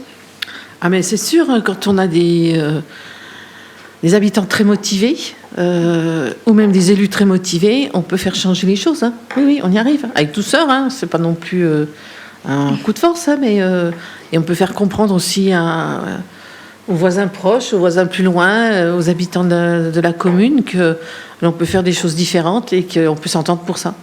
Non, mais c'est important. Hein. Ouais. C'est bien, ça nous donne un peu d'espoir. Donc on va enchaîner sur la troisième partie pour rester un peu dans l'espoir. Du coup, dans la troisième partie, on se posait la question de est-ce qu'il y a des manières de faire mieux, en fait? Est-ce qu'il y a une nouvelle démocratie environnementale à inventer? Est-ce que vous avez des projets qui vous tiennent à cœur et des nouvelles manières de faire dont vous vouliez nous parler ce soir?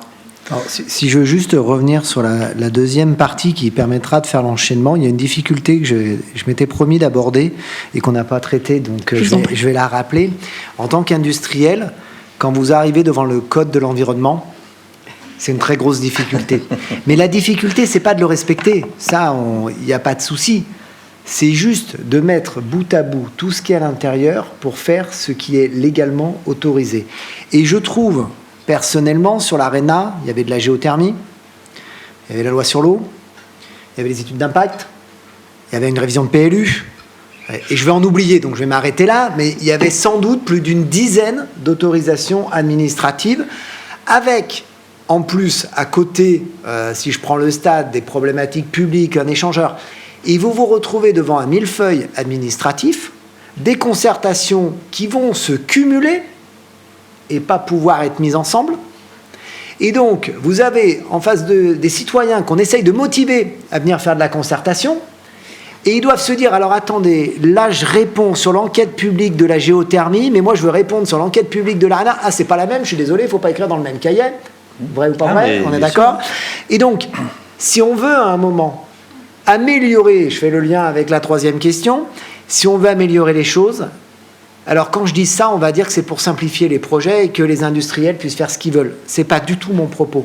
C'est de dire qu'au contraire, rendons les choses plus simples pour que le citoyen puisse s'y retrouver et que quand il a envie de s'exprimer, là il a fallu quand même convaincre la préfecture que lorsqu'il s'exprimait sur l'Arena, que ce soit pour la géothermie, que ce soit pour des problématiques de biodiversité, de trop de béton, de nombre de places ou d'autres, il avait le droit de s'exprimer dans n'importe lequel des cahiers. On avait la Commission nationale du débat public qui nous accompagnait avec 2 commissaires enquêteurs. Rien que les commissaires enquêteurs, il y en avait 2 sur l'Arena, il y en avait un pour la géothermie. Il fallait prendre rendez-vous au bon en fonction de sur quoi vous voulez répondre. Mais c'est un casse-tête juridique et administratif. Comment voulez-vous motiver le citoyen à faire de la concertation ? Voilà. Donc déjà, essayons de simplifier les choses, pas pour les industriels, pour les citoyens qui souhaitent suivre les projets. Moi, je vais revenir sur le Grand Parc. On est en pleine mutation climatique actuellement, et le Grand Parc joue des rôles importants. Déjà, il a 4 vocations socles. Quand vous ouvrez le robinet d'eau chez vous, sur la métropole, 90% de l'eau vient du Grand Parc. Quand des crues arrivent, on résorbe les crues pour pas que les grandes villes soient inondées. On a une biodiversité exceptionnelle sur le Grand Parc. On est classé Natura 2000. C'était exceptionnel. Et là-dedans, vous avez du public qui vient dans le Grand Parc. Vous avez des choses qui se confrontent, qui ne sont pas évidentes. Le changement climatique fait qu'on a de plus en plus de monde. Plus 45% de personnes viennent au Grand Parc depuis l'histoire du Covid. C'est énorme à gérer et c'est énorme. Et l'enjeu, c'est faire comprendre au public qu'il y a à respecter une biodiversité. Jusqu'à maintenant, aucune information, aucune confrontation n'a été amenée sur le Grand Parc. C'est pour ça que je tiens personnellement à ce que tout ce public qui vienne, on le consulte, on lui fasse prendre conscience de ce qui se passe et il ne peut pas faire ce qu'il veut aussi au Grand Parc, parce que la plupart du temps maintenant, c'est un peu ça. Ouais. On vit quand même dans une époque où le tout permis et des fois ses limites. Et moi, j'aimerais bien que, à travers ce lieu que tout le monde admire, que tout le monde a envie de venir, tout le monde vient faire ce qu'il a envie, en fin de compte, il y a aussi en même temps un respect, voire quelque chose aussi de plus comment je veux dire, ça aille au-delà du respect, quoi. Voilà. Je peux vous poser une question dans le cadre de la géothermie du stade. Donc on est voisins, hein, je suis juste à côté, et les courants versants, parce que la problématique de l'eau, c'est quelque chose qui est important. Je vais y venir, la nappe phréatique justement. D'abord, les côtés positifs. Faut savoir qu'avant que le stade existe, la zone où le stade a été construit était inondée régulièrement. Puisqu'en fait, c'est au pied d'une butte, la butte qu'on appelle la butte du Bontou, bassin versant de Chassieux, le Vévert au sud. Et l'eau arrivait et n'était pas gérée puisqu'il n'y avait pas d'urbanisation. Donc des fois, les sols, ils étaient calcaires, si je ne dis pas de bêtises. Donc voilà, ça ne rentrait pas. Je fais des efforts.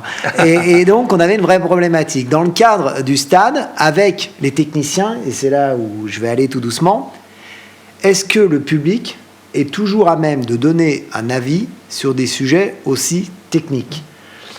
Nous, il y a des personnes à la métropole avec une direction de l'eau qui est là justement aussi pour surveiller cette nappe phréatique.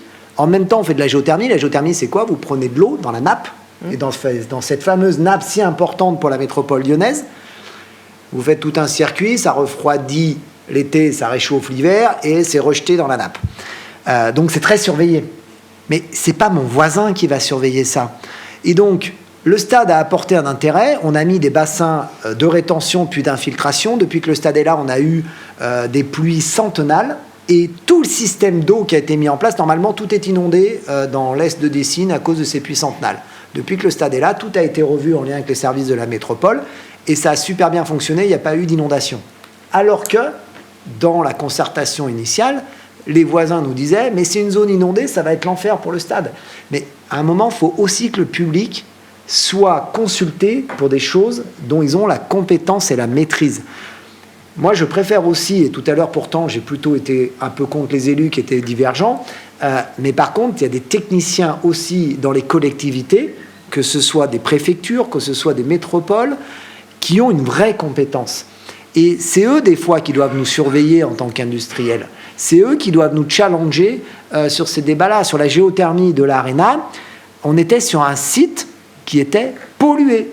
Pour ceux qui ne connaissent pas, des usines ABB, il y avait du plomb Ils étaient en exploitation jusqu'à la fin des années 90 de mémoire. Ça fait 20 ans que les usines étaient désaffectées, qu'elles n'avaient pas été rasées, que le site n'avait pas été dépollué. Grâce à l'ARENA, le site, on l'a dépollué, et la nappe phréatique qui est juste dessous ce site qui était pollué pendant des années, ben là, l'avantage, c'est qu'elle est surveillée, qu'on est en train de finaliser la dépollution autour de l'ARENA, c'est totalement fini, mais autour de l'ARENA par des équipes compétentes. Et c'est ce point-là qui me pose un vrai problème de concertation, c'est jusqu'où on va quand c'est des sujets techniques. La nappe, c'est quelque chose, c'est important pour les citoyens, je suis bien d'accord. Oui, mais sauf que le citoyen ne comprend pas comment ça fonctionne. Ah, bon, on est bien Mon d'accord. expérience personnelle, quand je suis arrivée présidente du Grand Parc, j'ai représenté le Grand Parc à la Clessage, qui est l'organisme qui gère les nappes phréatiques de l'Est lyonnais. Je n'y comprenais mais rien du tout. Mais en même temps, c'était intéressant parce que j'ai appris plein de choses. Et je me dis, le citoyen, si on lui explique, il comprend comment les choses fonctionnent. À partir de là, il peut mieux respecter ce qui se passe. Il respecte les techniciens qui sont responsables de ça. Il respecte l'environnement parce qu'il a compris le fonctionnement et les risques qu'il peut y avoir. Oui, mais le cadre de la concertation, c'est pas l'éducation des citoyens. C'est de Ah, donner ben, un peu suffisamment quand même. d'informations. C'est le cadre indirect alors. C'est ce que ça amène indirectement. Mais le texte de loi au départ de la concertation, c'est de donner suffisamment d'informations pour qu'il puisse s'exprimer sur le projet, pas qu'on l'éduque. Et c'est là où qu'on lui explique, qu'on lui fasse monter sa connaissance. Et je suis entièrement d'accord, moi j'y connaissais rien non plus. J'ai beaucoup appris en 10 ans sur le sujet. Donc c'est très bien. Mais je me sens pas compétent pour aller donner un avis à des techniciens de la métropole ou de la c'est pas donner un préfecture avis. dont c'est... Mais c'est comprendre. Ah bah si, dans C'est une enquête comprendre publique, comment il doit écrire dans un cahier et donner son avis. Hein. Ah ben là, oui, d'accord. Ah ouais, Mais, c'est de la concertation. mais c'est très important que le citoyen comprenne comment ça marche. Comprennent, oui. Mais dans les limites et dans l'amélioration, il y a peut-être justement un enjeu à trouver où c'est qu'on fait de la communication, pas pour communiquer, mais pour informer et élever la connaissance, et où c'est qu'on va jusqu'à lui demander son avis. Et aujourd'hui, on demande l'avis sur tout, donc ça fait trop d'enquêtes publiques, et sur des domaines où je pense qu'ils ne peuvent pas avoir suffisamment de connaissances et sur lesquels on est déjà surveillé Bien sûr. par des équipes qui s'y connaissent. Moi, je partage ton avis. Hein. Moi, je l'ai vu dans le cadre de la concertation sur la ZFE, parce que c'était vraiment la très grosse concertation. Hein. Donc, nous, on avait effectivement nos points de vue, on n'était pas neutre du départ, et il faut concerter.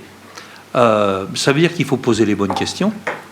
Mais pour que les gens puissent y répondre, il faut qu'ils aient le niveau d'information. Oui, et c'est bien pour ça qu'on a demandé à la CNDP de nous aider. La bonne question, c'est une question qui est ouverte, mais qui va être ciblée. C'est pas parce que tout le monde a envie de continuer à rouler sans problème.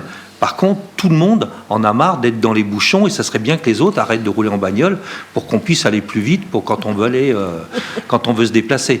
Donc c'est vraiment ça. Et c'est aussi sur des sujets aussi importants que ça, aux collectivités, et là j'en veux à l'État là-dessus, parce que sur la ZFE, c'est une loi.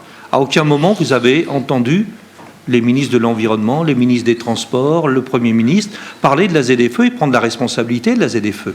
Chacun laisse les collectivités, que ce soit les écolos à Lyon, que ce soit les socialistes à Paris, etc., porter ça, et l'État est derrière, et pourtant c'est l'État qui a le calendrier. C'est les députés qui l'ont voté, le calendrier, dans le cadre des lois. Donc, il faut absolument qu'on puisse expliquer ça, parce que nous, quand on est en conseil métropolitain, c'est aussi le jeu. Le groupe machin qui va nous taper dessus parce qu'on est des anti-bagnoles, le groupe bidule qui va nous taper dessus parce qu'on embête les pauvres, etc. Et déjà là, on n'arrive pas à former les élus, à informer les élus, à avoir une idée objective de ça. Alors, ce n'est pas vrai à 100%, heureusement. Il y a des gens dans tous les groupes qui sont capables de faire la différence. Mais il faut qu'on puisse donner la bonne information. Alors après, on n'est pas spécialiste en tout. Et les citoyens, si on leur demande leur avis sans arrêt, forcément, c'est un avis parce que ce qu'ils ont entendu à la radio, vu à la télé, lu dans le journal, et malheureusement, toute la désinformation qui s'organise de plus en plus sur les réseaux sociaux. C'est aussi ça, c'est aussi une réalité. Donc c'est faire le tri là-dessus Et du coup, cette concertation, c'est devenu vraiment non seulement un enjeu politique important, parce que je pense que tout le monde a envie d'en faire. Nos opposants politiques ont aussi envie d'en faire. Mais c'est comment on l'a fait. Si on fait trop de concertation, on sait que ça va pas fonctionner. Et quand on fait de la concertation, c'est vraiment, il faut qu'on puisse informer avant, donner le minimum de cadre. Pourquoi on fait ça, quelles vont être les conséquences et quels vont être les apports. Si on fait quelque chose, quand on empêche les gens de rouler avec leur gros 4x4 diesel qui pue, pourquoi il ne faut pas le faire et ça, c'est loin d'être aussi simple que ça. Donc en théorie, on pourrait faire des référendums, on pourrait en faire 4 ou 5 par semaine. Nous, on se réunit au Conseil métropolitain à peu près tous les mois entre les commissions permanentes et les conseils métropolitains. On délibère entre 100 et 200 délibérations différentes par conseil. Imaginez si sur chacune, on devait délibérer. On devait concerter. Donc, bien évidemment, non. Donc, il y a des choses où on ne concerte pas, parce que ça faisait partie des programmes pour lesquels on est élu. Il y a toutes ces délibérations qui sont plutôt des délibérations techniques. Évidemment, on ne concerte pas. Donc ça, la discussion se fait dans le cadre de l'Assemblée. Et après, il y a des moments où ça doit effectivement sortir du cadre du Conseil métropolitain pour aller toucher les gens. Et toucher les gens, ça peut être les associations, ça peut être les conseils de quartier, ça peut être... Et au final, des fois, ce sont les réunions publiques, comme Xavier vient de nous en parler pour le Grand Stade, comme j'ai fait hier encore pour le projet Métropole, pour le projet Pardieu. Voilà, mais il faut faire attention. Il ne faut pas que ça devienne une espèce d'enjeu un petit peu populiste, la concertation. Et se méfier des fausses concertations, parce que là, les gens n'auront plus confiance aux politiques. Il y a déjà très peu de gens qui se déplacent pour aller élire leurs représentants. Et s'il y a une chose qui s'use quand on ne s'en sert pas, c'est bien la démocratie. Donc, il faut se servir de la démocratie. Et ça, je ne peux que vous inviter à vous mobiliser, que ce soit à l'échelle politique en allant voter, et que ce soit bien évidemment dans les associations. C'est là que la démocratie, elle commence, qu'elle soit environnementale ou sociale ou autre. C'est vraiment très, très important. Donc finalement, c'est un peu mieux informer pour mieux se mobiliser, pour mieux concerter. Oui, bien sûr, parce que quand on discute comme ça, en prenant le café au bar et tout, on a tous plein d'idées qui sont hyper simples à mettre en place. Puis après, quand il faut les réaliser, c'est beaucoup plus compliqué. Tout à l'heure, je parlais du mobilier urbain dans le cadre des aménagements. Mais typiquement, c'est ça, c'est tout bête. Mais personne ne veut de banc en face de chez lui.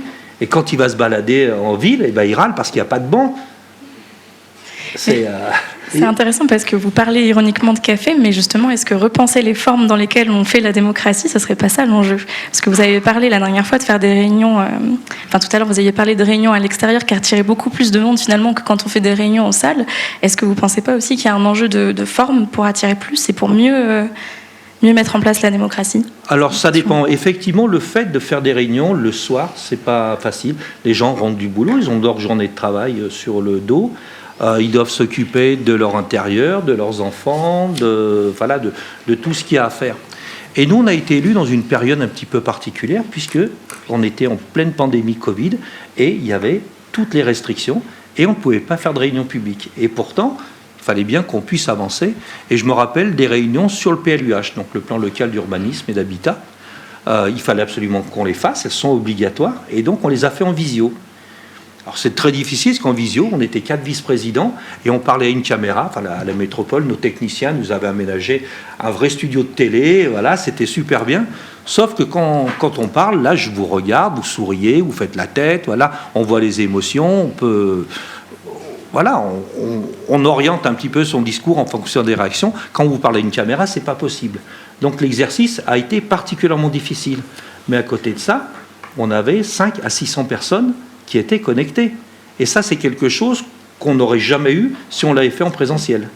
pour en avoir fait une sur le même modèle, parce qu'on avait une révision du PLU, donc avec les élus, je peux que souscrire à ce que vient de dire Pierre, parce que quand vous êtes de ce côté de la table, c'est extrêmement difficile. Ça, c'est clair, il n'y a pas l'échange, il n'y a pas l'humain.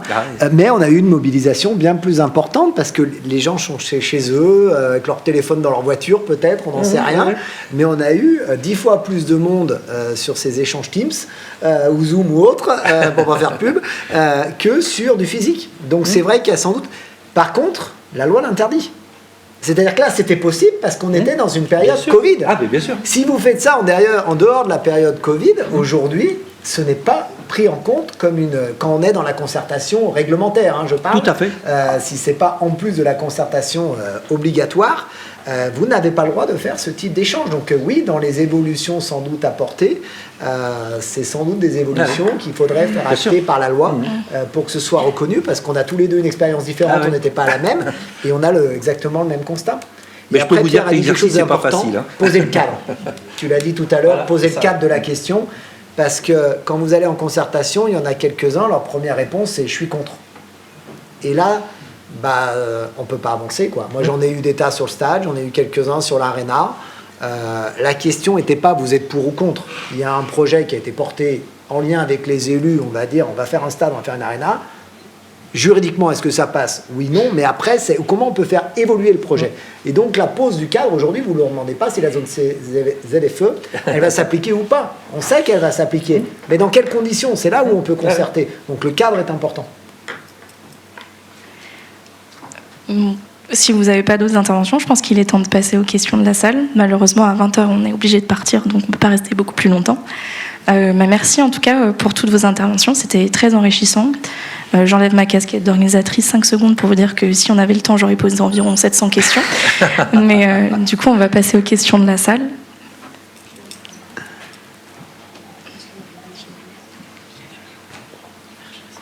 Ils sont animés tous les deux.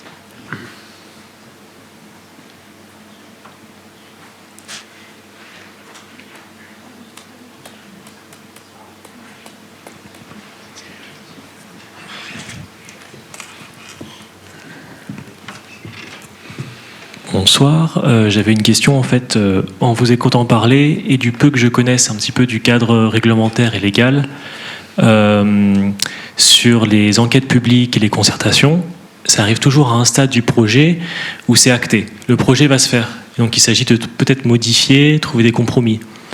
Mais est-ce que néanmoins vous avez eu des expériences ou des expériences de démocratie environnementale qui ont abouti à l'abandon d'un projet? Et dans tous les cas, est-ce que vous pensez que ce serait judicieux d'avoir cette option-là? Merci. Alors oui, moi j'ai pas connu ça depuis 2 ans et demi que je suis élu à la métropole. Mais on l'a connu dans d'autres cadres, et notamment quand j'étais associatif, où des choses devaient se faire, et finalement elles ne se sont pas faites. Par différents moyens, soit par effectivement des échanges, des discussions, des choses comme ça, soit par des manifestations. La manifestation est aussi une façon, et heureusement on est en France et on a le droit de manifester, on n'a pas le droit de tout casser, et ça mais on va le voir jeudi, et jeudi il y a un projet de loi, il y a une manifestation, il y a des syndicats qui font la manifestation, ça va être également accompagné par certains partis politiques et tout, et effectivement c'est le jeu de la démocratie. Et même si la loi, je pense effectivement que la Première ministre, que le Président de la République ont absolument envie de faire passer la loi, il y a d'autres moyens. Toutes les discussions avec les syndicats et tout ont montré que finalement ça ne pouvait pas se faire. Maintenant, ça change. On n'est plus vraiment dans la concertation, on est dans une autre forme, mais une autre forme de démocratie. Si je peux donner un avis qui va être différent, parce que je ne vais pas être sur une modification de la loi et je ne veux pas débattre politique avec Pierre, mais en tant qu'industriel, je ne vois pas pourquoi une opposition mettrait fin à un projet s'il répond à la loi. Et c'est bien tout le débat que j'ai essayé d'amener rapidement tout à l'heure sur le stade. À partir du moment où on respectait les lois, que c'était vérifié, et le code de l'environnement, je le redis, est suffisamment solide en France pour qu'on ne puisse pas faire n'importe quoi. À partir du moment où on ne fait pas n'importe quoi et qu'on respecte la loi, est-ce que, parce qu'il y a des zadistes qui vont occuper une zone, le projet ne doit pas se faire? L'avis de l'industriel que je représente est plutôt non, effectivement. Je ne vais pas demander si le stade doit se faire ou pas quand je concerte. Par contre, le cadre dit jusqu'où on peut faire évoluer le projet pour qu'il puisse obtenir le soutien du plus grand nombre, ou en tout cas d'avoir une opposition la moins importante possible, parce que moi j'ai une vision de la démocratie qui est la majorité, mais pas la majorité qui s'exprime, la majorité globale et collective. J'ai entendu tout au début sur les jardins qu'ils n'arrivent déjà pas à se mettre d'accord entre eux sur un tout petit groupe d'individus, mais c'est pas ceux qui gueulent le plus fort qui doivent forcément avoir raison. Et en tout cas en tant qu'industriel, je suis pas là pour faire évoluer les lois, donc je parlerai pas des manifestations, mais je considère que si je respecte les lois, je vois pas pourquoi le projet se ferait pas. J'entends. Après, moi, c'est mon point de vue personnel de penser que tout ce qui est légal n'est pas forcément légitime, même si, voilà, j'entends ce que vous dites. J'ai pas le même avis. Il y a des enjeux financiers derrière qui sont importants et je vois pas pourquoi, à partir du moment où on respecte la loi, ça peut être très dangereux d'un point de vue économique derrière. Si vous respectez la loi, vous portez un projet, vous investissez des millions et parce que vous avez une ZAD, qu'est-ce qui est hors la loi? C'est le projet ou c'est la ZAD? On peut en débattre. Alors, moi, je ne partage pas de cet avis. Forcément. Non, mais c'est normal. Voilà. Non. Et je pense que la loi, elle évolue. On n'a évidemment pas les mêmes lois en 2021 qu'on avait sur le droit de l'environnement. Enfin, moi, sur les lois Pierre, vraiment... là, je suis d'accord. Hein. Oui. Parce que j'ai dit tout à l'heure que si le stade faisait aujourd'hui, il ne se ferait peut-être pas. Parce que justement, la loi évolue. Voilà. Mais quand la loi le permet, pourquoi il ne se ferait pas? Mais souvent, quand la loi évolue, c'est parce que derrière, il y a eu des mobilisations. Sinon, on serait toujours avec les mêmes lois. Donc, c'est ça. Et après, c'est vraiment... Là, et c'est pour ça que c'est important que cette démocratie, elle s'organise. Et elle n'est pas obligée de s'organiser que dans les partis politiques. Elle doit le faire dans les partis politiques, ça j'en suis persuadé. Je ne serais pas là, je ne serais pas élu à la métropole si je ne le pensais pas. Mais elle doit également se faire sur d'autres terrains, et notamment sur le terrain associatif. Ça c'est vrai, l'associatif est vraiment une école à la démocratie. Hein. Moi, en tout cas, ça a été la mienne, mais après, je l'ai vu dans les jardins partagés, des gens qui n'ont jamais pu se rencontrer, qui ont pu s'exprimer, construire quelque chose ensemble, et dire qu'on y est arrivé et qu'on peut le faire vivre, ce projet, c'est pour plein de gens, ça a été énorme, quoi. Et ils ont compris qu'ils avaient une posture qui pouvait être entendue et qui pouvait construire, quoi. C'était vraiment très important, ça. Et c'était un petit niveau, mais le petit niveau, il fait grandir les gens. Hein. Laisse parler, parce que c'est chronométré, 8 heures, ça ferme. Et il y a l'alarme qui sonne. Du coup, bonjour, merci pour votre débat et vos présentations. J'aurais une question à propos de projets de démocratie environnementale, mais sur les sujets, par exemple, de protection de la biodiversité ou des choses de ce style, et qui viennent de la population en elle-même. Comment, par exemple, vous, en tant qu'élu, vous arriverez à favoriser justement ces projets qui viennent en fait de la population et pour les mettre en œuvre? Et est-ce que vous avez déjà un exemple de projet comme ça qui s'est effectué? Alors nous, on a des projets qui sont partis du départ, parce que je suis issu du milieu associatif, donc je les avais portés avant de l'autre côté, et je pense au corridor écologique. Il n'y a pas quelqu'un qui est venu taper à la porte de mon bureau en me disant ce serait bien de faire un corridor écologique, de réparer celui-ci, de reconstituer celui-là. C'était quelque chose qu'on avait inscrit dans notre programme, quelque chose qu'on avait porté pendant les élections.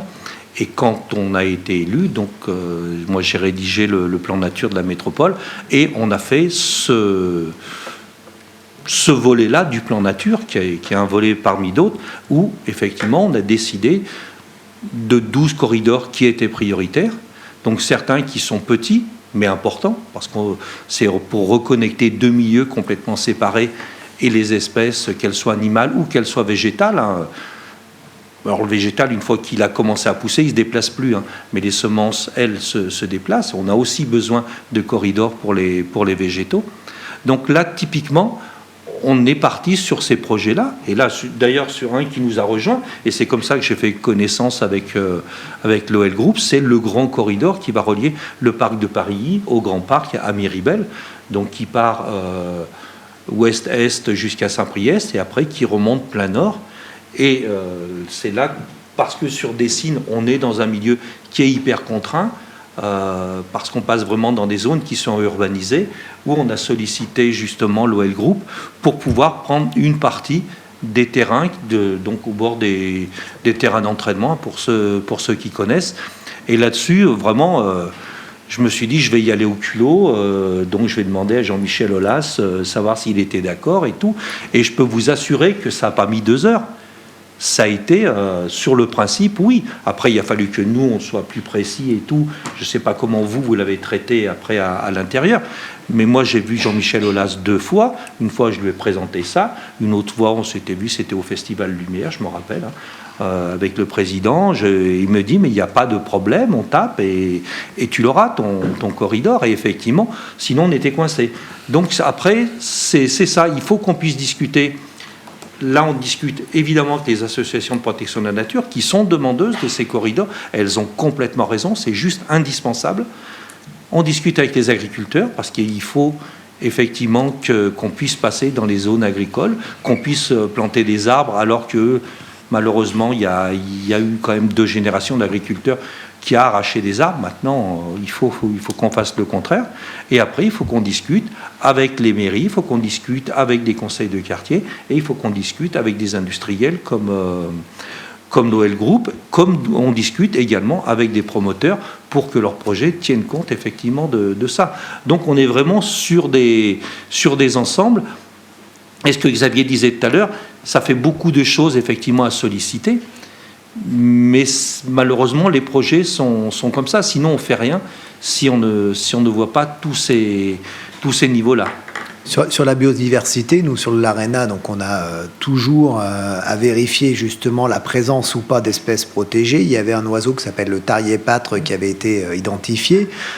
Donc la loi est claire, on se doit de protéger cette espèce. On n'a pas à discuter des coûts à mettre en œuvre. Donc on lui a fait une zone, et c'est la première zone qui a été faite parce qu'il fallait qu'on le déplace dans le cadre du projet, puisque c'est l'entrée de l'ARENA où il logeait. Donc on a déplacé.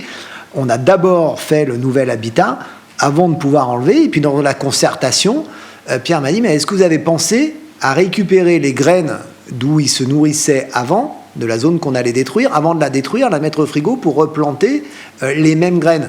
Non, on n'y avait pas pensé. Pourtant, on avait plein de conseils, bureaux d'études, associations environnementales, personne n'a eu l'idée. Pierre nous a dit ça. Le lendemain, j'avais appelé l'écologue.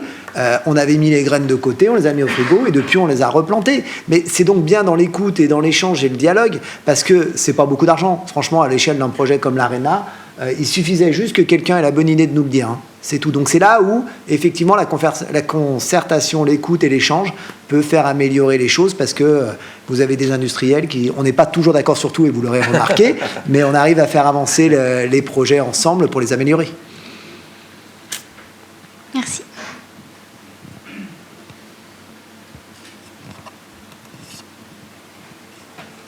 Oui, merci.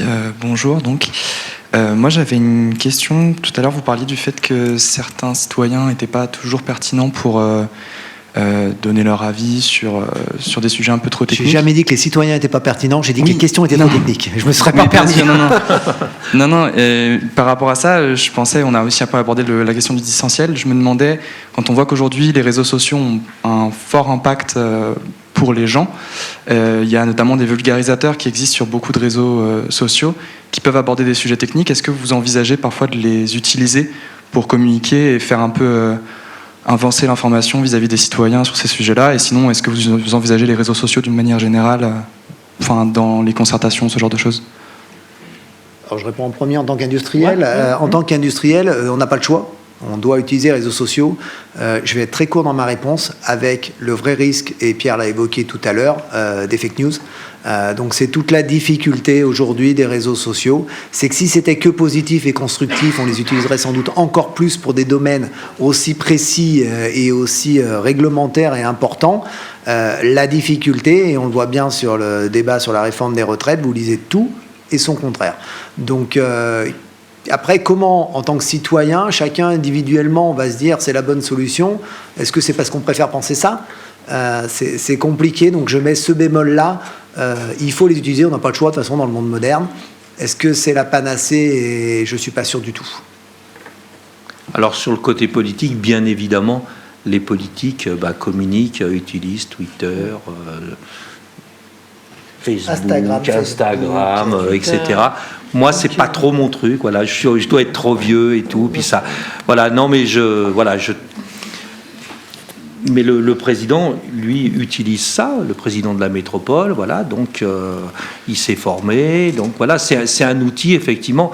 Moi, quand je vois mes collègues, le temps qui passe, effectivement, envoyer des trucs sur Twitter. Du coup, il y a quelqu'un qui répond. Il faut lui répondre et puis. Alors, qui arrive affolé dans mon bureau, Pierre, on m'a dit ça, machin, qu'est-ce que je réponds et tout. Et on a quand même des moments où on peut, et quand on gouverne, on doit toujours avoir du recul.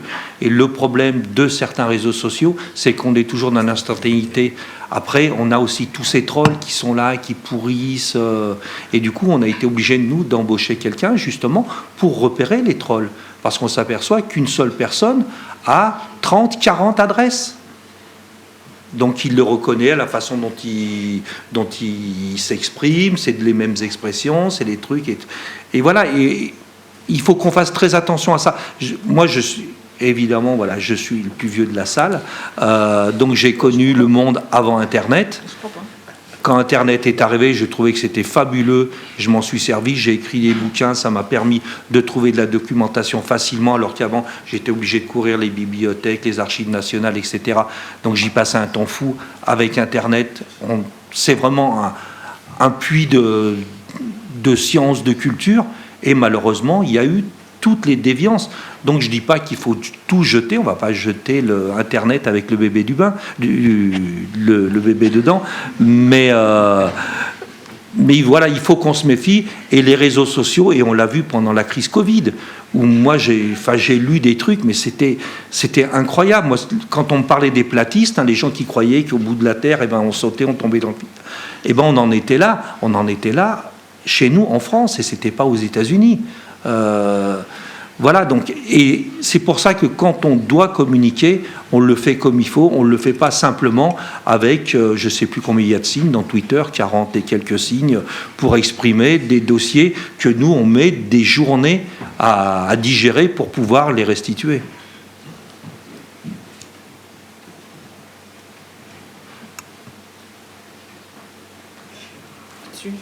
Tout en haut.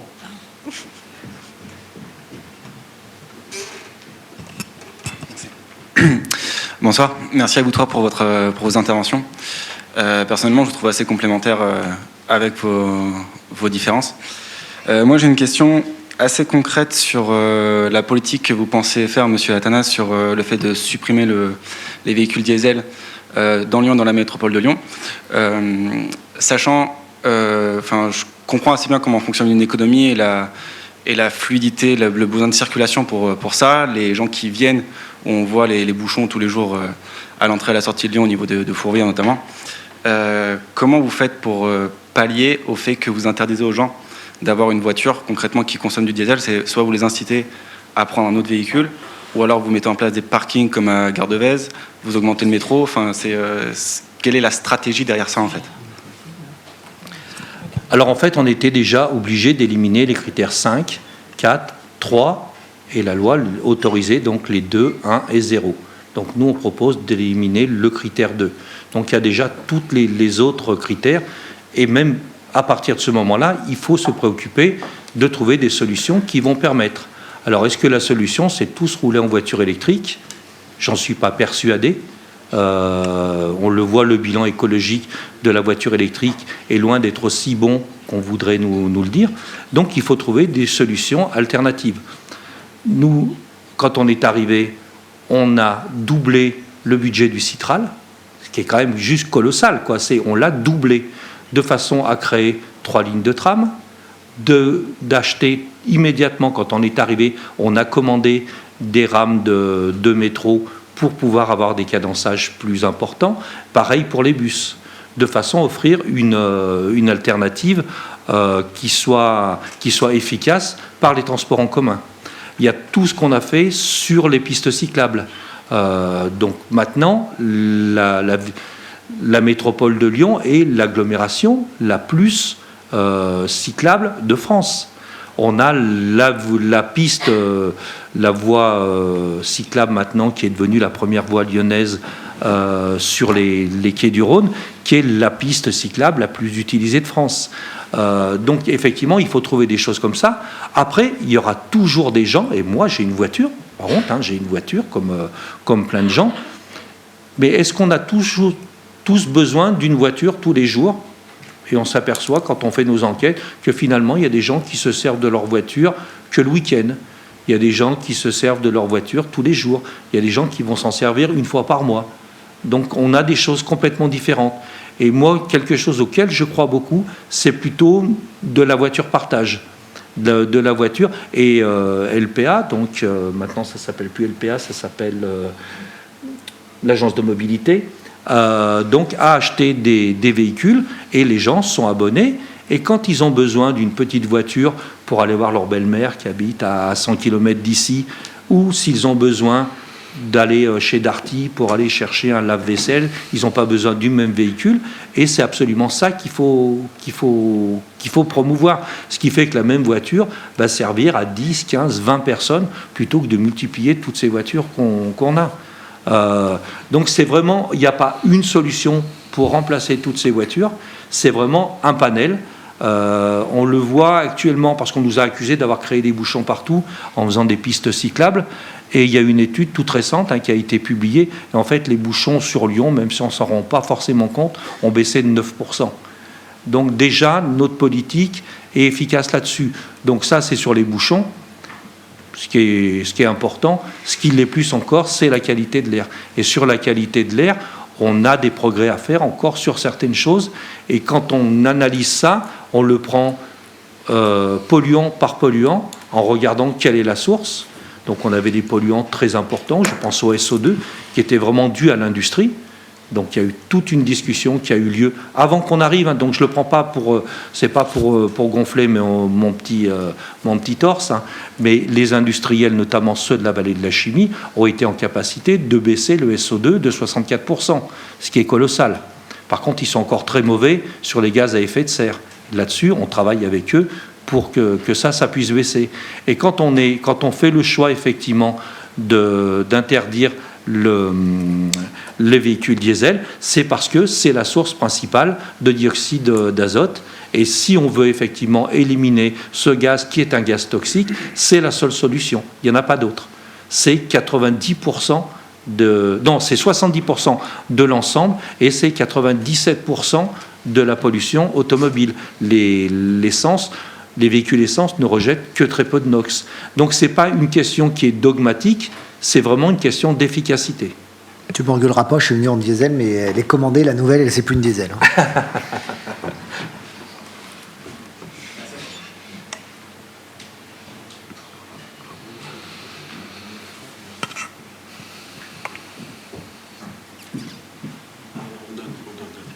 Les étudiants sont prioritaires. Bonjour. Moi, j'ai plus une question, c'est plus une réflexion par rapport au projet industriel sur la question de la participation des citoyens, parce que je trouve que pour nous, citoyens, il y a quand même une forme de dissonance où, d'un côté, on nous donne les rapports du GIEC, on nous dit qu'on a 3 ans pour agir, 3 ans pour changer les choses, et qu'en tant que citoyen, on a une marge de manœuvre, il y a une forme d'urgence, et en même temps, quand il y a une consultation publique, on va nous demander de juste apporter des précisions sur certains détails, ça veut même pas... finalement, je pense que pour beaucoup de citoyens, dans le cadre d'un projet industriel, il n'y a pas forcément en fait un souhait de compromis. C'est un souhait plutôt de s'opposer à un modèle. Et donc, je m'interroge en fait aujourd'hui beaucoup sur l'avenir de la démocratie environnementale dans la question des projets industriels, parce qu'il y a une urgence et effectivement il y a la loi. Mais dans la mesure où la loi, sur certains aspects, ne semble pas juste, je pense qu'il y a quand même une forme de radicalité qui est en train d'arriver. On le voit aujourd'hui, il y a 35 000 personnes en Allemagne vent debout contre un projet de mine de charbon. c'est un projet industriel, la loi le permet de faire ce projet, mais les citoyens ne sont plus prêts à écouter et à discuter en fait. Alors, déjà tout à l'heure en introduction, dans la mobilisation, il y avait en premier voter. Pierre l'a dit, moi je suis qu'un industriel, mais je suis aussi un citoyen, j'ai toujours voté. Voilà, j'approche de mes 50 ans, j'ai toujours voté. Donc le premier des points, je suis un démocrate, par contre je suis contre la mobilisation qui est hors la loi. On est bien évidemment d'accord qu'on est contre la violence, et là j'espère qu'on l'est tous. Mais en tout cas, le premier acte à faire en tant que citoyen, c'est déjà voter, parce que si vous n'êtes pas satisfait des lois, vous avez des députés, vous avez un gouvernement qui peuvent changer les lois. Et donc si vous trouvez que les lois ne sont pas bonnes, eh ben, il faut voter différemment. Après, on peut avoir un débat qui est la démocratie, c'est celui qui est majoritaire quand on vote. Le problème, c'est que si la majorité va avoir une position qui est contraire, alors je ne sais pas si c'est le bon terme, mais au développement durable, ces fameux rapports du GIEC, à l'évolution qui fait qu'on va tuer notre planète. Si la majorité des citoyens veulent tuer notre planète, mon côté démocrate un peu trop fort fait que je suivrai ces gens-là qui sont majoritaires. Et je comprends qu'en tant que jeune, ou même avec une autre position, on puisse se révolter contre cette position. La difficulté, quand vous bloquez le système en étant contre la loi, qui a raison ? Et je n'ai pas la réponse non plus. Hein. Je pose juste le problème en disant, effectivement, la loi peut être mal faite, et dans ce cas-là, le mieux, c'est de réussir à avoir une majorité qui vote différemment pour la faire évoluer. J'ai bien conscience que c'est très compliqué et qu'on peut ne pas y arriver. Et donc après, est-ce qu'à titre individuel, il faut bloquer ? Moi, je suis contre, mais j'entends qu'il y ait d'autres personnes qui peuvent avoir une autre réponse. Mais je pense que...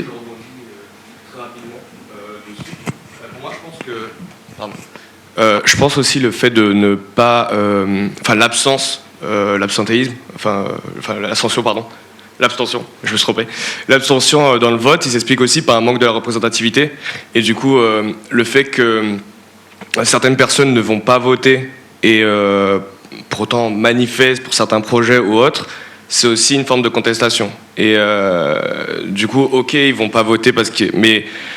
Enfin, c'est ça le problème, c'est que le fait de... Je me permets de vous couper si vous ne votez pas. Après, ça s'appelle la dictature, malheureusement, dans certains pays. Donc, je serai toujours en train de... Je ne vois pas comment on peut contester dans la rue sans... À minima, je suis d'accord pour contester, mais à minima, il faut voter. Je ne suis pas d'accord. Voilà.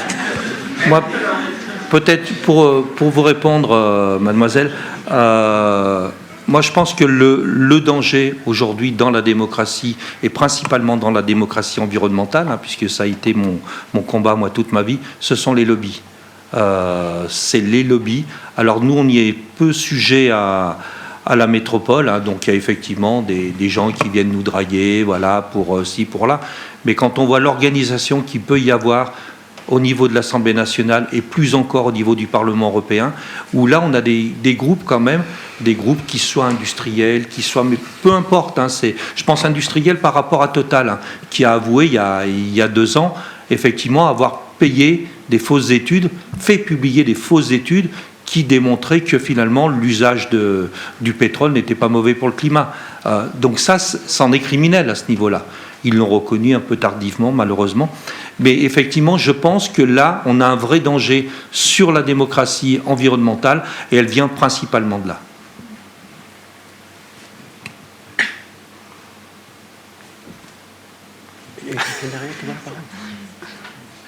Bien. Moi, ma question s'adresse à tous les trois, mais plus spécifiquement à Xavier Perrault, parce que la conception que vous avez de la concertation prête un tout petit peu à discussion. Je veux dire, tout ramener à la légalité, non.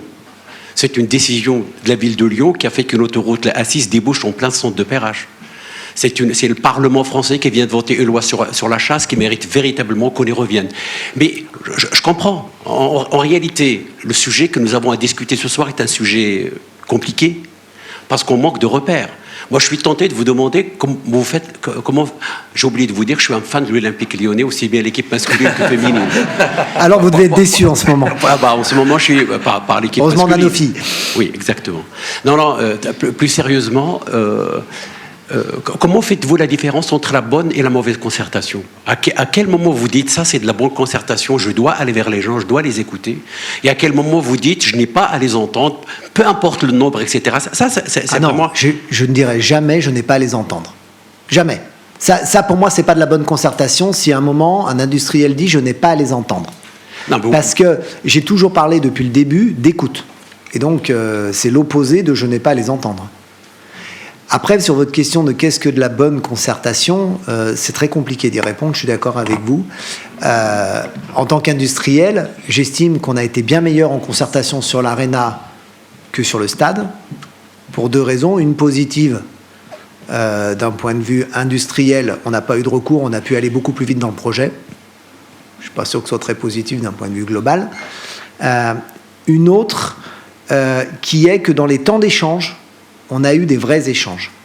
Sur le stade, il n'y a pas eu d'échange. C'était carton rouge d'un côté, je ne veux pas du stade. L'OL et les élus de l'époque, elle est de l'autre côté. De toute façon, il se fera. Et donc, vous êtes dans un dialogue de sourds qui fait... j'ai choqué un peu avec le mot compromis, mais c'est tout le débat philosophique qu'on peut presque avoir autour d'une concertation. Et moi, je ne veux pas convaincre. Tous les points de vue s'entendent et sont respectables. De celui qui va contester dans une ZAD et qui va s'opposer à un projet, même s'il est dans la loi, à l'industriel qui va porter son projet, qui respecte la loi. Par contre, là-dessus, je resterai, et, contrairement à Total, sur l'industriel qui a quand même des valeurs, qui amène quelque chose et qui essaye d'être positif. Après, qu'est-ce que c'est qu'une bonne concertation? Je ne sais pas. Ça dépend du point de vue de chacun. Et je peux répondre qu'en tant qu'industriel, donc ça ne va pas forcément être la bonne réponse. Alors, je vais peut-être venir en soutien à Xavier. Ce que j'ai été invité, donc c'était l'année passée, je ne sais plus à quelle époque, justement une de ces réunions annuelles que l'OL Group fait. Donc, ils ne sont plus du tout obligés maintenant de faire ces réunions-là. Le stade est fait, il existe. Donc, je crois que c'est toi, Xavier, qui m'avait invité pour présenter justement les corridors écologiques et y discuter. Et j'ai pu voir effectivement la façon dont ça se passait. Et je trouve assez remarquable qu'un groupe comme l'OL Group, mais ça pourrait très bien être un industriel du coin, une fois par an, invite les riverains, les voisins, comme vous les appelez à l'OL, pour justement discuter. Et je me rappelle que cette fois-là, ce n'était pas les matchs de foot qui étaient sujets à discussion, c'était certains concerts qui faisaient trop de bruit, c'était des choses comme ça. Et les gens faisaient le bilan un petit peu en disant oui, mais la dernière réunion, on avait dit ça, puis finalement, l'OL a mis en place ça. Voilà. Et du coup, la concertation, de ce que j'en ai vu moi à l'OL Group, fonctionne, et fonctionne pas parce qu'elle est obligatoire, et puis parce qu'au jour d'aujourd'hui, Jean-Michel Aulas, il n'est pas obligé de faire tout ça, ça lui coûte, c'est du temps passé par son équipe de direction, et finalement, je trouve que c'est quand même plutôt bien de continuer à faire vivre ce dialogue entre cet énorme équipement que représente le Groupama Stadium et les riverains. Donc là-dessus, moi, donc je te fais pas le procès, merci, Xavier, de ça. On a effectivement après des visions différentes, et moi, je continue à penser que le militantisme, que l'engagement, c'est effectivement fait pour faire évoluer les lois.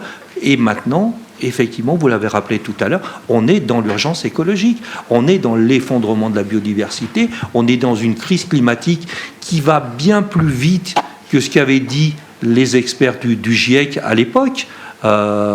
Pour des tas de raisons, on s'aperçoit que ça va beaucoup plus vite. En 2050, on aura perdu encore nos glaciers.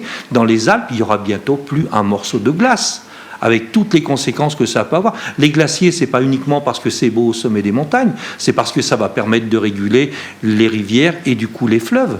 Et on va avoir maintenant des fleuves. Le Rhône, qui a déjà perdu 20% de son débit, va en perdre encore 30%. Et ça veut dire qu'à la moindre pluie, il va monter, une période de sécheresse, il va baisser, avec toutes les conséquences environnementales que ça peut avoir sur la biodiversité et sur le climat. Moi, je voudrais venir sur la perception du citoyen. Un projet comme le grand stade Arena, un projet comme une grande surface que l'on va implanter sur des terres agricoles. C'est tout là derrière, il y a des industriels, vous le dites bien, qui veulent développer leur activité industrielle. Le citoyen, souvent, ne peut pas s'opposer à ces projets. Il peut simplement, comme vous le dites, amener peut-être des perceptions, peut-être modifier un peu, mais le projet se fera toujours. Et moi, en tant que citoyenne, je trouve ça un peu dommage. À condition que les élus le soutiennent.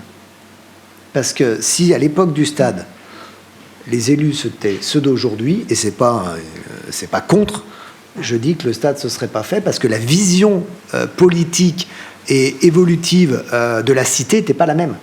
Donc on n'aurait pas pu le faire contre les élus. On l'a fait parce que les élus de l'époque étaient différents et n'avaient pas les mêmes objectifs. Tout à fait. Il y a un autre côté aussi, c'est le citoyen. Moi, je reviens sur mon b.a.-ba jardin partagé. Hein. C'est une volonté soit d'élus, soit d'habitants, soit ensemble. Le projet, il démarre toujours sur une feuille blanche. Hein.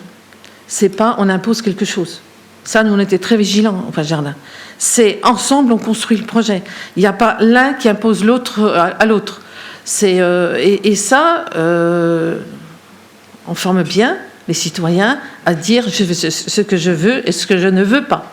Et c'est très important quand on démarre un projet de dire qu'est-ce que je veux, mais aussi qu'est-ce que je ne veux pas. Et ça, on obligeait les gens à s'exprimer là-dessus, nous.